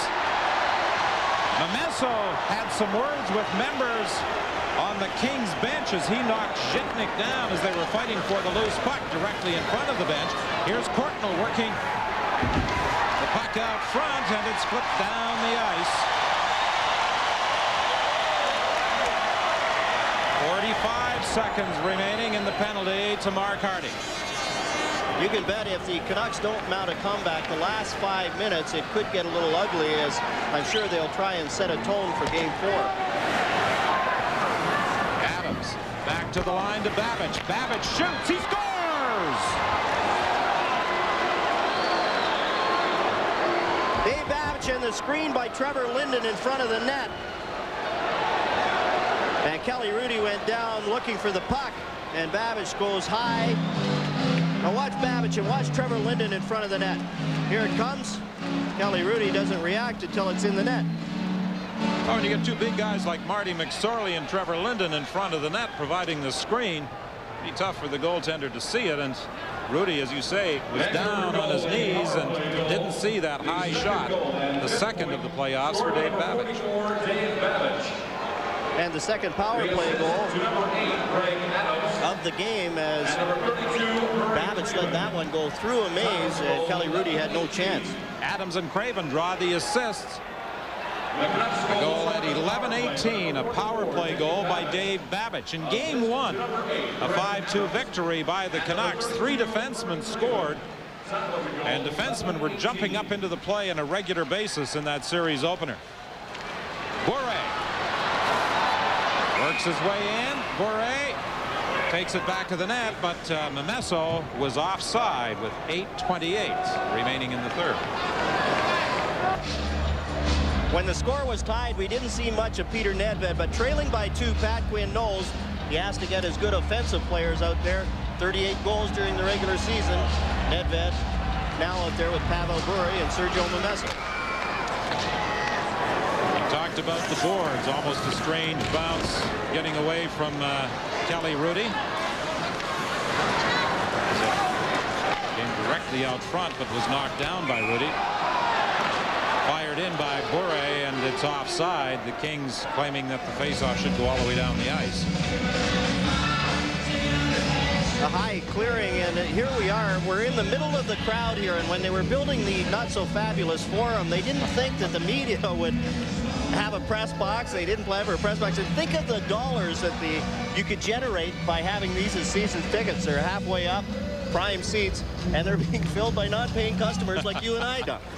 Well, they investigated the possibility of adding a press box to the forum, but structurally it would have been too difficult and too expensive, I understand. So as a result, some of the prime seats at the forum are occupied by the media.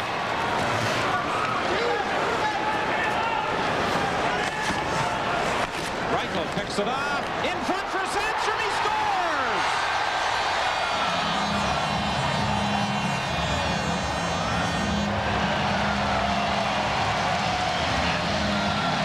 Sandstrom -5 2 games ago. He's even now. And a Canuck turnover. They talked about their unforced errors. Now watch this. Here's the turnover to Reichel to Sandstrom, who's falling down on the backhand. And that's the mark of a good goal scorer. See, Kirk McLean gets the stick out. He's trying to knock Sandstrom down. On one leg, look at Sandstrom. Gets it on the backhand, doesn't try and stop it, and just chips it up and over Kirk McLean. But how about Warren Reichel and the centering pass? Reichel is certainly the story for the Los Angeles Kings this playoff season. The way he has produced. 12:13, the time of Thomas Sandstrom's 4th goal of the playoffs, with Warren Reichel drawing the assist. Correction, the time of the goal, 12:13. Ward came off to the bench of the Vancouver Canucks in a great deal of pain. Tim Waters works his way up to the blue line. He drives it in deep. Robitaille tied up by Sandlak. The puck comes loose. Picked up by Courtnall. Courtnall and Granato get tangled up in the neutral zone. Courtnall still gets it to Ronning. Drops it off for Courtnall to Merzen. Merzen shot on a quick pad save by Kelly Rudy. Granato takes a bump from Didick after Granato had bumped with Ronning. 6:35 remaining in the third period. And now Ronning upsets Granato in the neutral zone, and Ronning trying to get back at Granato. And you suggested, John, that this one could get ugly if the game got out of hand late in the third, and maybe we are going to see some rough stuff. There really hasn't been much of it throughout the series. Gerald Didick came flying in and went at Tony Granato. And it'll be interesting to see what Gregson does with Didick. Granato dropped the gloves first. We haven't had much of this. The Winnipeg-Vancouver series had no fights. Well, I don't think we can describe what took place between Ronning and Granato as a fight either. And with Lennox Lewis fighting Tony Tucker tomorrow night, this definitely wasn't a heavyweight bout when you have Granato and Ronning.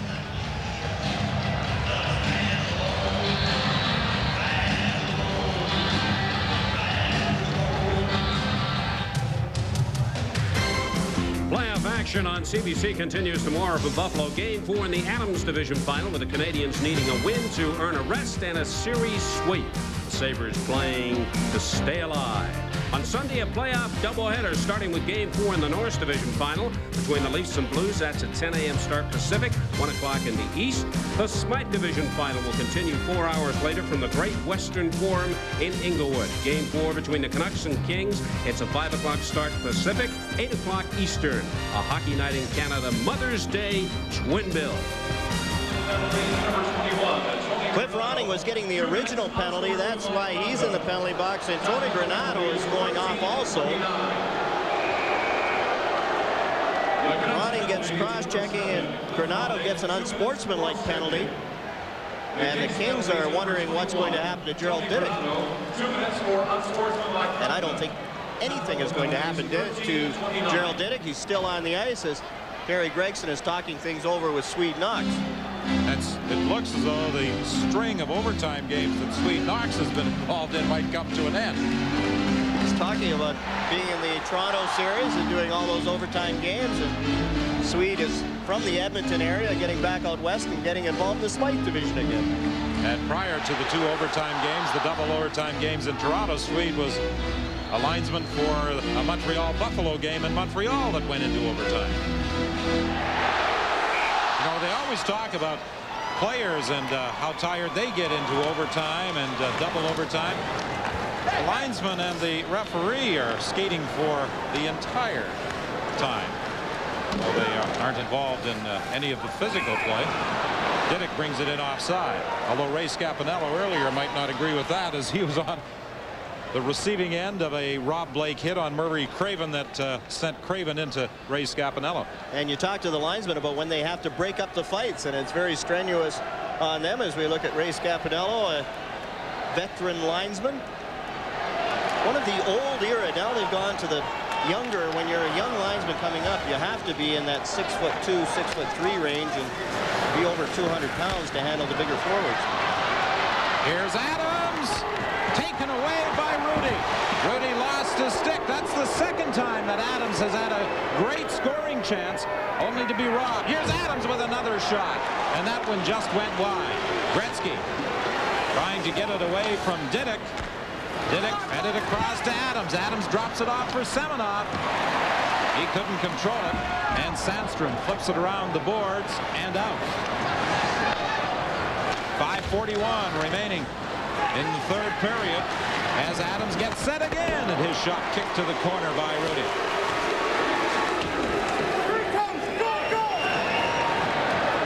Daryl Sador comes up. He moves it ahead to Sandstrom. Sandstrom runs into Semenov. Adams is there as well, trying to get the puck free. He had his stick tied up momentarily by Sandstrom, and now Lidster goes cross ice to Dirk. Dirk will drive it in. Courtnall trying to pick it up. He couldn't handle it, and back comes Curry. Curry drops it off. Robitaille with a high shot off the glass. Jitnik for Robitaille. He plays it to an open wing, picked up there by Merzin. Merzin had his pass blocked by Robitaille, and it deflected over the glass, out of play with 4:49 remaining in the third. See the shots on goal. Canucks 1 goal out of 9 shots. LA 4 out of 7, and they've scored on 4 straight shots. 4 good scoring chances on Kirk McLean. Still 10 seconds remaining in the penalties to Granato and Ronning. Lume misses Courtnall with the pass. Penalized players back on the ice. Nedved knocked off the puck by Jitnik. Nedved gets it again. His weak shoot in, picked up by Samblak, and a glove save by Kelly Rudy. And now Courtnall Granato are involved in front of the net. As we said in Game 2, Granato has the ability to get under the skin of the opposition. He can antagonize and quite often can cause them to take penalties. Jeff Courtnall dropped the gloves, but nothing's going to be called by Terry Gregson. Look at this turnover. Jim Sandlak rolling puck, leans into it. Kelly Rudy was set ready early and made that save. Watch this turnover. Both LA Kings defensemen go for the puck, leave Sandlak, and Shipman got back in time to rush the shot, but another good save by Kelly Rudy. I think one of his teammates had a pretty good description of Tony Granato. He said he's yappier than Esa Tikkanen and chippier than Dino Ciccarelli. And you think if guys around the league, Claude Lemieux comes to mind. There's another one that plays like Tony Granato. Tim Waters misses Conacher with the pass. Kirk McLean leaves it back in the net for Lumi with 4 minutes remaining. Pass too far for Ronnie. After losing Game 1 by a score of 5-2, it looks as though the Los Angeles Kings are going to take a 2-1 series lead unless Linden can get the Canucks onto a big comeback in the final 3:45. The Canuck captain couldn't do anything with it, and it's flipped all the way down the ice, and Lume will try and set up again.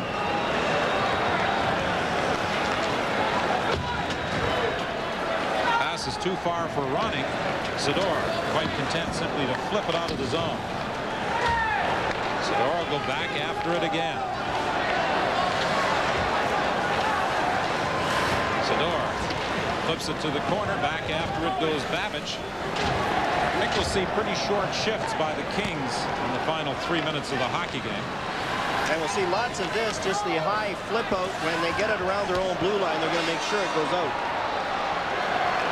Well, Dixon Ward, who went off earlier and appeared to be in a fair bit of pain, is back in the ice. He and Reichel had collided. Didick pinches in. Didick collided with Reichel. Here's a shot by Ward as the puck came free to him, and Rudy covers up. Olsen 3 stars, as in Game 2. The dominant player, Wayne Gretzky, coming through again here in the third period for the LA Kings. He had a strong first period, had some good chances, but couldn't beat Kirk McLean.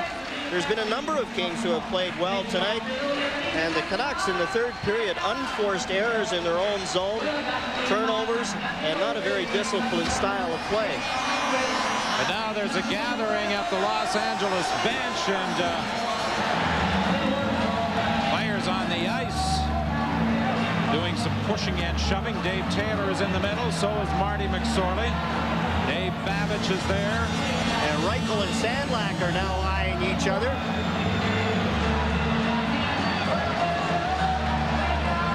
And in comes Gerald Didick, and Ray Scampanello is pushing him away. Tim Waters is involved.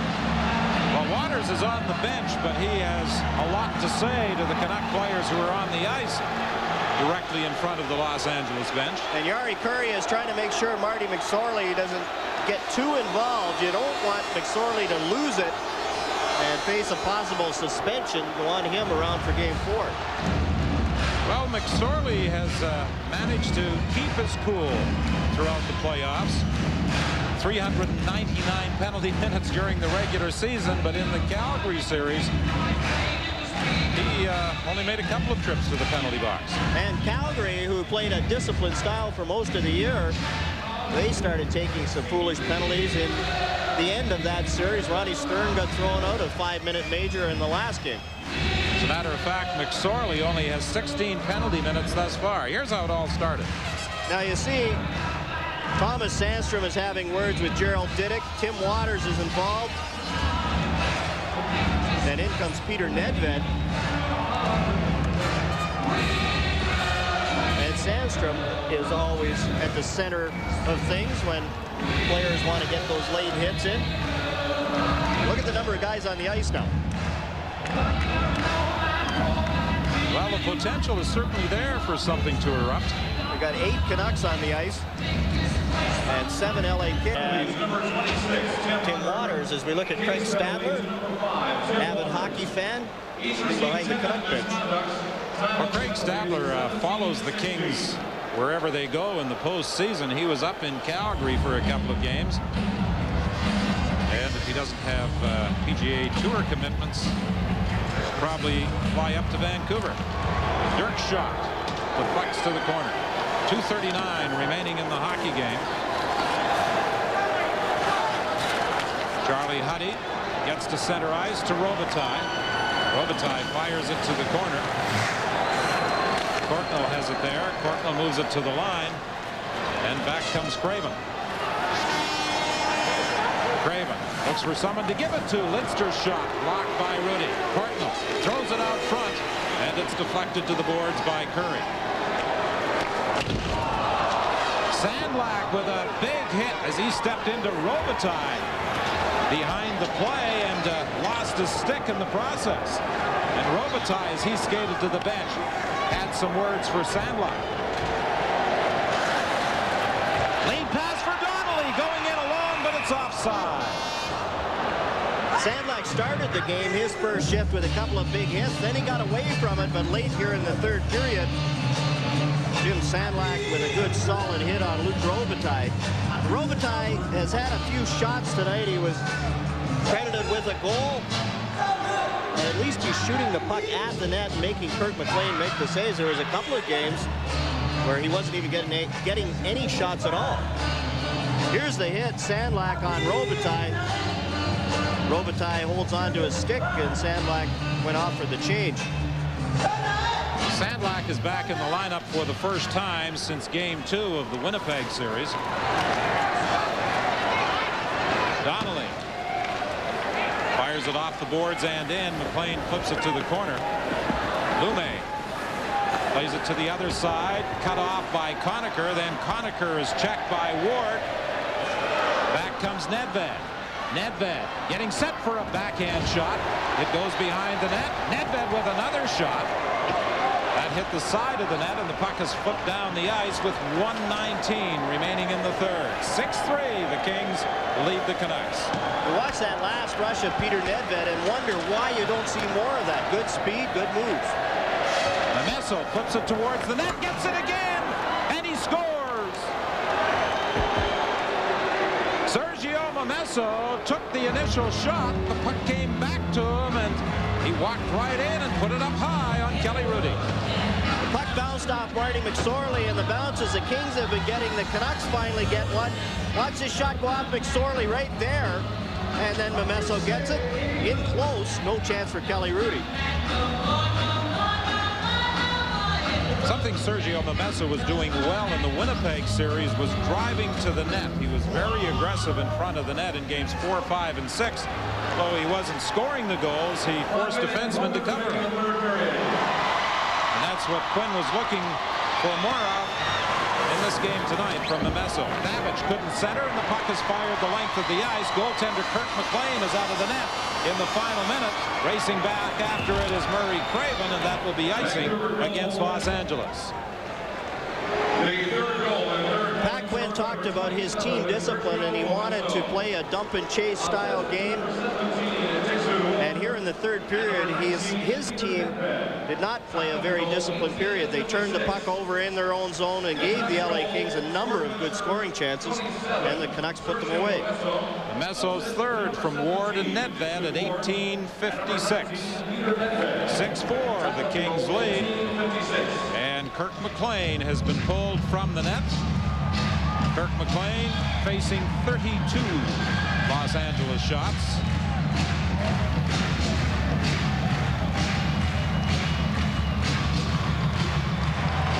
Linden gets the puck. Backhand shot deflected wide. Ronnie behind the net, trying to poke it free, gets it to Linden. Linden is spun around, and Gretzky flips it high and down the ice with Babbage going after it with 28 seconds remaining in the third period.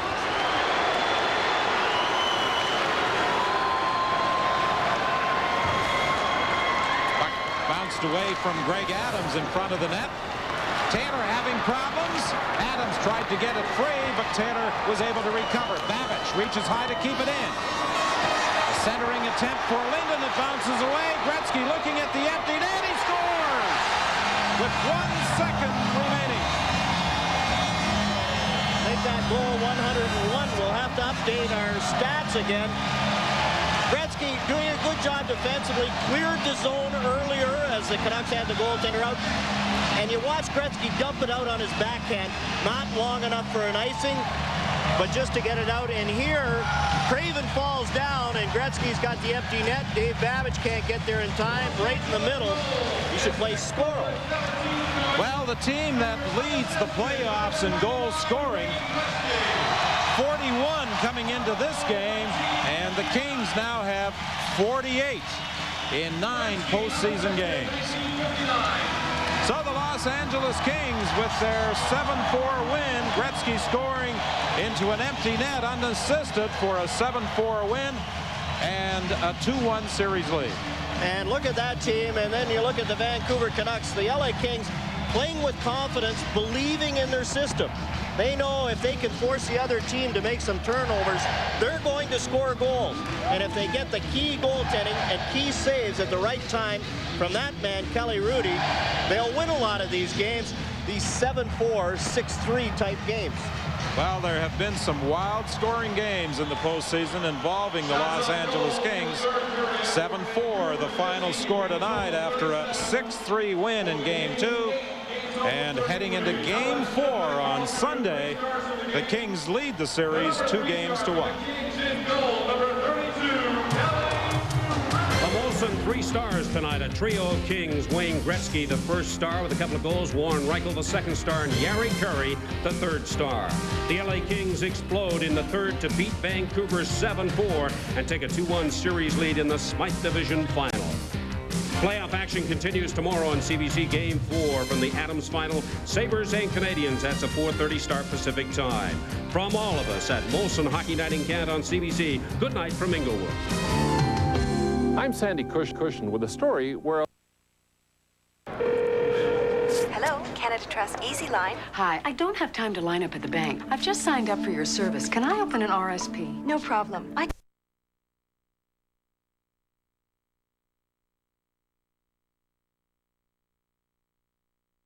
35-minute effort by not playing very well the last 25 minutes, and they're in a hockey game now, and they know it.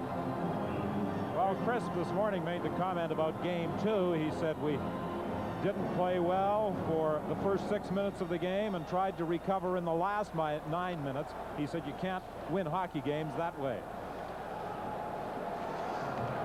Gilmore in his own zone. Fires at the length of the ice, and that will kill off the penalty to Joel Otto. Bob Murray to Manson as Otto comes out of the penalty box. Here's Murray. Slipping it in front, nobody in position to accept that pass, and it's fired the length of the ice.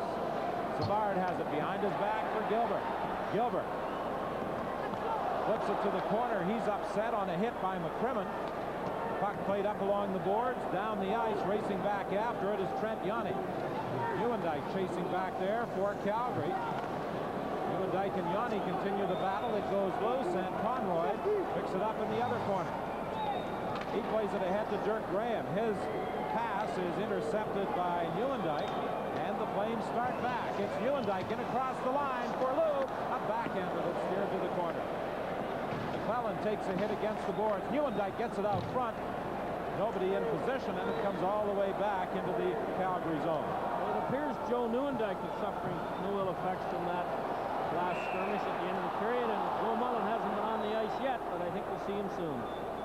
Brought in offside by the Chicago Blackhawks. We have played a minute and a half of this third period. Steve Thomas, who came over to the Hawks from the Leafs in the big trade that included 5, hasn't played much for Chicago in the last 2 years, but he does give them some speed. He's got an excellent shot, and he's a very strong player along the boards, and a welcome addition to the playoff roster of the Hawks. Had not counted on it. Roberts and McGill still have time to serve in misconduct penalties that they picked up late in that second period. Chicago at the moment, following the game misconduct to Keith Brown, playing with 4 defensemen. Conroy Moves it out. Off the skates of Dirk Graham back into the Calgary zone. Murzin banks it around the board. Poplinski can't get it out. Now McInnes will try. He moves it ahead to Otto, to Poplinski. Poplinski ridden off the puck by Manson. Otto trying to center it, and it was neatly broken up by Conroy. Back comes Manson. Manson, long shot off a stick up into the crowd. Tonight's game is coming to you from the Chicago Stadium. 2 more assists tonight. The leading scorer for the Calgary Flames, Benny Savard, also has 18 points for the Chicago Blackhawks. Loose puck in front of the net. They jam at it, but Vernon is able to squeeze it and hang on. Well, Vernon had the puck in his equipment, but he did not have it in his hand. And the Hawks stormed the net, hoping it would bounce loose and maybe roll into the goal. Natras took Gilbert out of there with some enthusiasm, as he was the guy waiting for the puck to roll out of the paraphernalia of Mike Vernon. Gilbert, who was on 2 Stanley Cup winners with the New York Islanders, had 2 assists in the Chicago victory Thursday, and is going to the penalty box, and I think he'll be joined by Natras shortly. 17:39 remaining in the 3rd period. Mike Keenan's Blackhawks trailing by a goal in a hockey game that has been dominated by the Calgary Flames. In game 1, the Calgary Flames felt that they restricted the Blackhawks to about 8 scoring opportunities. The Blackhawks figured they had about 10. They were a little more generous. But the Blackhawks tonight, Harry, have not had many more than 8 or 10 scoring opportunities. Let's be honest, they've only played about 7 good minutes. Most of them were coming at the end of period 2. But that goal late at the end of in the 2nd period ought to give them some momentum in the 3rd. 17 minutes, Murray closed the gap to 1. Troy Murray will oppose Doug Gilmour in the face-off to the right of Vernon. Murray gets the draw, tried to go for the net. The puck bounced away from him. Along the boards, Hudson for Murray. He's checked. Murray still manages to get it. It's loose at the side of the net, and finally is hammered down the ice by the Flames. Well, the Hawks have been a little tougher in the one-on-one battles in the last stages of the period 2, and it rewarded them with some chances. Manson was unable to get it out. Trent-Yanni will now try. Flipped ahead to Hudson. Hudson in across the line. Gives it to Graham. A shot just wide of the net. Graham trying to center it. It bounces off the side of the goal, and McCrimmon trying to clear the zone, puts it over the glass out of play. Well, Graham had a great opportunity, but he missed the net. Dirk Graham's got one of the better wrist shots in the league. And now when he kind of trailed the play here as Hudson lost the puck and then dropped it to him. Graham, a little snapshot, lets it go just wide. Mike Vernon was well out to cut the angle down, and he'd tell you, because I was well out in good position, Graham couldn't hit the net without hitting me.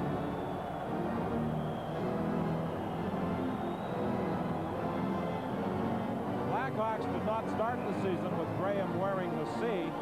Benny Savard was the captain, but following an injury, they gave the C to Graham. And when Savard came back, he said, let him keep it. Mullen moves it ahead to Gilmour. Gilmour is stopped at the line by Conroy as he dumps it in. Played around the boards for Roenick. He's checked by Mullen. Patterson tried to flip it to the corner. Picked up by the Hawks, and they bring it out. Too far for Thomas. Thomas is upended. Fans reacting, but there's no penalty call. Puck comes ahead for Gilmour, just too far as Mullen tried to slide it through for a clean break. McClellan at the point took a long shot up high, and the penalty is coming up. I think McClellan is going to be going off. Yes, he is. The Hawks will have a power play with 16:08 left in period 3. Well, Ryan McClellan gets nabbed for holding, and the Hawks power play gets another chance to bring them close, but their power play has been futile on most occasions this series. On 2 of their power plays, they did not register a shot on goal.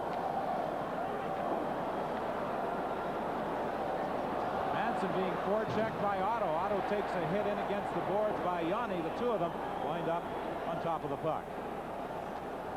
Well, the difference in this game, when you come right down to it, are the 2 power play goals that Calgary has scored. Nieuwendyk and Fleury both scored in the power play. Chicago, this is the 6th possibility for them, and they have yet to score. 23 penalties have been called in the game by referee Don Koharski, who started and left with an injury with 51 seconds remaining in period 1, and Bill McCreary, who took over. Well, some games are rough and rugged, and some are nasty. I think you'd have to call this one a nasty one. Sticks have been up. There's been some cheap shots thrown by both teams. Murray from the faceoff goes back of his own goal. On the wing for Larmer. Larmer fires it in. Creighton trying to go in to pick it up. Savard is there as well. Creighton has it. Creighton in front. Murray racing in from the point. Fanned on it. Murray gets it back to the line. Over to Savard. Savard to the other side. There's the shot right on. And Vernon makes the save with Creighton standing in front of him. Creighton to Larmer. Larmer looked as though he was going to shoot, then went to the boards. Larmer behind the net for Savard. Savard having a little trouble controlling it. Cross ice to Larmer. He took a shot off the side of the net as he picked up the rebound, and the puck is fired down the ice. Well, Denny Savard, he finds guys in the clear, doesn't he? And he throws passes between the penalty killer's legs, and most often they land on the tape of his teammate's stick. Here comes Manson. Manson slides it over to Roenick. Roenick goes to the corner. He's bumped there by Lou. Puck is loose. Picked up by Thomas. Thomas to Savard. Savard back to the line. Manson with a shot deflected just wide. That almost went off McCrimmon's stick. Manson shot that puck so quickly that it didn't give much time for any teammate to get in front of the net. And Vernon saw the whole thing. Loeb let a shot go. Off the glass behind the goal. Rink-wide pass for Roenick. Too far. Vernon plays it up along the boards, and Loeb clears the zone. Just 7 seconds remaining in the penalty. Manson comes to the line, but Thomas was still inside the blue line offside. Now Manson and Ramage push and shove, and Manson is stripped of his helmet on the whistle. Well, Manson came around with a slash on the legs of Ramage after he was turned around well after the whistle had gone. And Mike Vernon has had 19 shots as the Hawks are closing the gap, and they had some good shots in this power play, but Vernon was equal to all of them. There's Creighton right in front of the goal there trying to set the screen up, and Vernon made a nice stop, but better than that, he cleared the puck out of the way before Creighton could throw it in. Larmer has a good shot, but at a bad angle, and look how quick Vernon gets up to keep the angle in favor of him. 3 seconds remaining in the penalty to McClellan. 14-11 left in the third period. Game 3 of this Campbell Conference Final. The series tied at a game apiece. Calgary leading Chicago 3-2. Game 4 on Monday night. Doug Gilmour is out with Mullen, Ramage, and McCrimmon. For Chicago, it's Murray, Hudson, and Graham, Yanni, and Bob Murray. Pardon me, it's Manson who's out there on the other blue line position. Manson has the puck. He drives it in. Graham picks it up off the boards. He went cross ice looking for Hudson. Manson keeps it in at the point. In front of the net. The puck is loose. And it's picked up by Calgary. McClellan comes out. Taken in against the boards by Yanni. Frees that puck as it flies around to the other corner. Mullen tried to dump it off. McClellan gets it. He swipes at it wide of the goal. Now Manson in his own zone. Off the boards for Troy Murray. into the corner. Roberts got there first. It goes back to the net, and Roberts has it for Calgary. Roberts has to stop at the line as Lube had been knocked down inside the Chicago line. Then he fired it in, and the zone is cleared by Chicago. Roberts will try again. Roberts flips it to the corner. Nieuwendyk picks it up there. Nieuwendyk back to the line for Murzin. There's the shot. It goes off a skate wide. In the corner, Troy Murray has his rink wide pass for Roenick. Roenick trying to go around Murzin, centers it. Thomas couldn't get it. A shot from the point. Vernon makes the save. In the corner, Conroy is knocked off the puck by McInnes. It comes up to the line and out. Roenick plays it to the line for Creighton. To Thomas, a shot right on. Vernon makes the save, and Thomas took a hit as he let it go.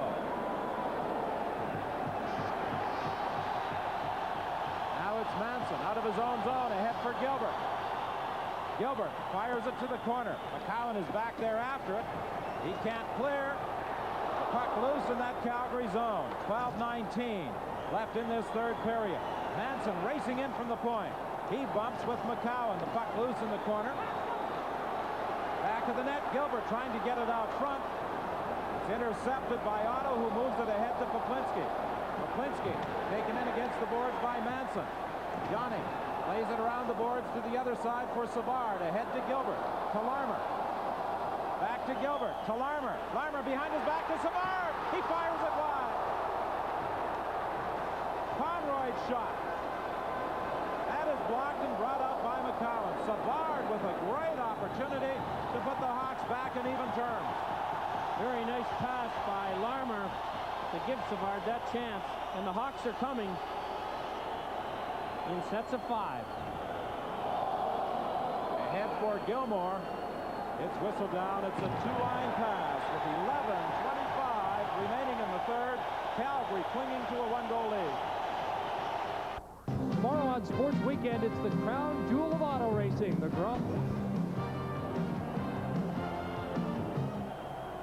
Calgary in its own zone. Too far for Mullen. Then he takes a hit from Hudson along the boards. Crimmon will fire it in. McGill into the corner after. Around the boards for Conroy.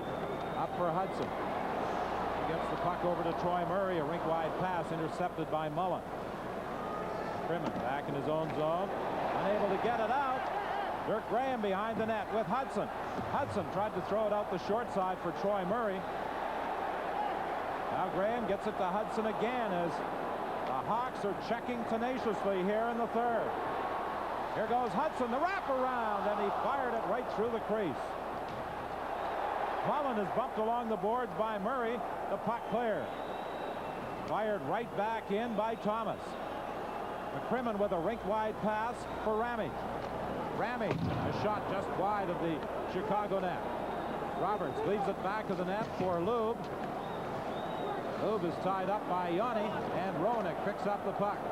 He flips it high out into the center ice area. Thomas picks it up. Thomas is decked by McInnes. McInnes has laid on a couple of good body checks in this third period. McInnes has been awesome tonight. 2 assists, and he's thrown about 6 good checks and played a real strong game. Manson, who has done some solid body checking for the Blackhawks, moves it along the boards for Yanni, who clears the zone. Murzin is back there to fire it into Chicago territory. Picked up by Manson. Rink wide for Yanni. He had a little trouble handling the pass. Tried to flip it out, intercepted by Lube. He couldn't go anywhere with it as he fell. And McInnes flips it high into Chicago territory, and he goes to the bench as the Flames make a line change. Blackhawks now leading in shots on goal, 22-21. And at one time it was 21-8 for Calgary. So the Hawks are threatening. The question now seems, can Calgary outlast them? McCowan knocks the pass down, fires it off the boards into Chicago territory. Larmer frees it for Savard with Gilbert. Gilbert couldn't pick up the pass. Savard gets it again, plays it behind the net for Larmer. Larmer was checked by Patterson. Gilbert gets it along the boards. He bumps with Patterson. It's flipped behind the goal to the other side. And Mattress fires at the length of the ice. No icing as Chevrier was forced to make the save. Bob McGill to Conroy. He deflects it into the Calgary zone. It's fired right back out. Racing down the ice after it is Roberts. But Chevrier played it around on the boards. Intercepted by Nieuwendyk. He took a shot that deflected off the side of the net. Roberts in the corner. Gets the puck. Getting set. Slaps and scores! And you know, Chevrier, again, it's not his play in the crease that's caused him troubles tonight. It's his play when he leaves the net. And although this giveaway was not quite as directly involved in the goal, again, Chevrier doesn't clear it. Calgary gets it. Roberts circles into the middle and lets a real good shot go from about 35 feet that hit Lube in the skate and went in. And that was the first shot of the third period.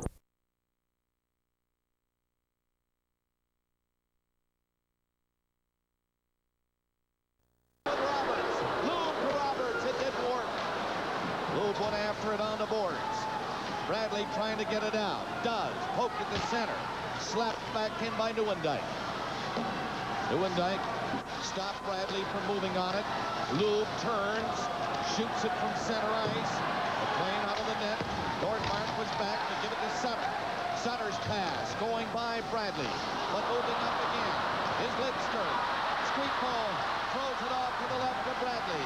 Bradley gets it back. Into the corner, Skripal. Skripal trying to hook it with a skate. Sutter went in there to help. Skripal now trying to get loose. And it's Gilmore coming up with the puck. To center ice, Gilmore coming in. Gilmore trying to deke the defenseman but can't. And Sutter was skating back all the way. He got it up to center. Flames shoot it in again. Butcher comes back, takes it from the netminder, McLean. Little over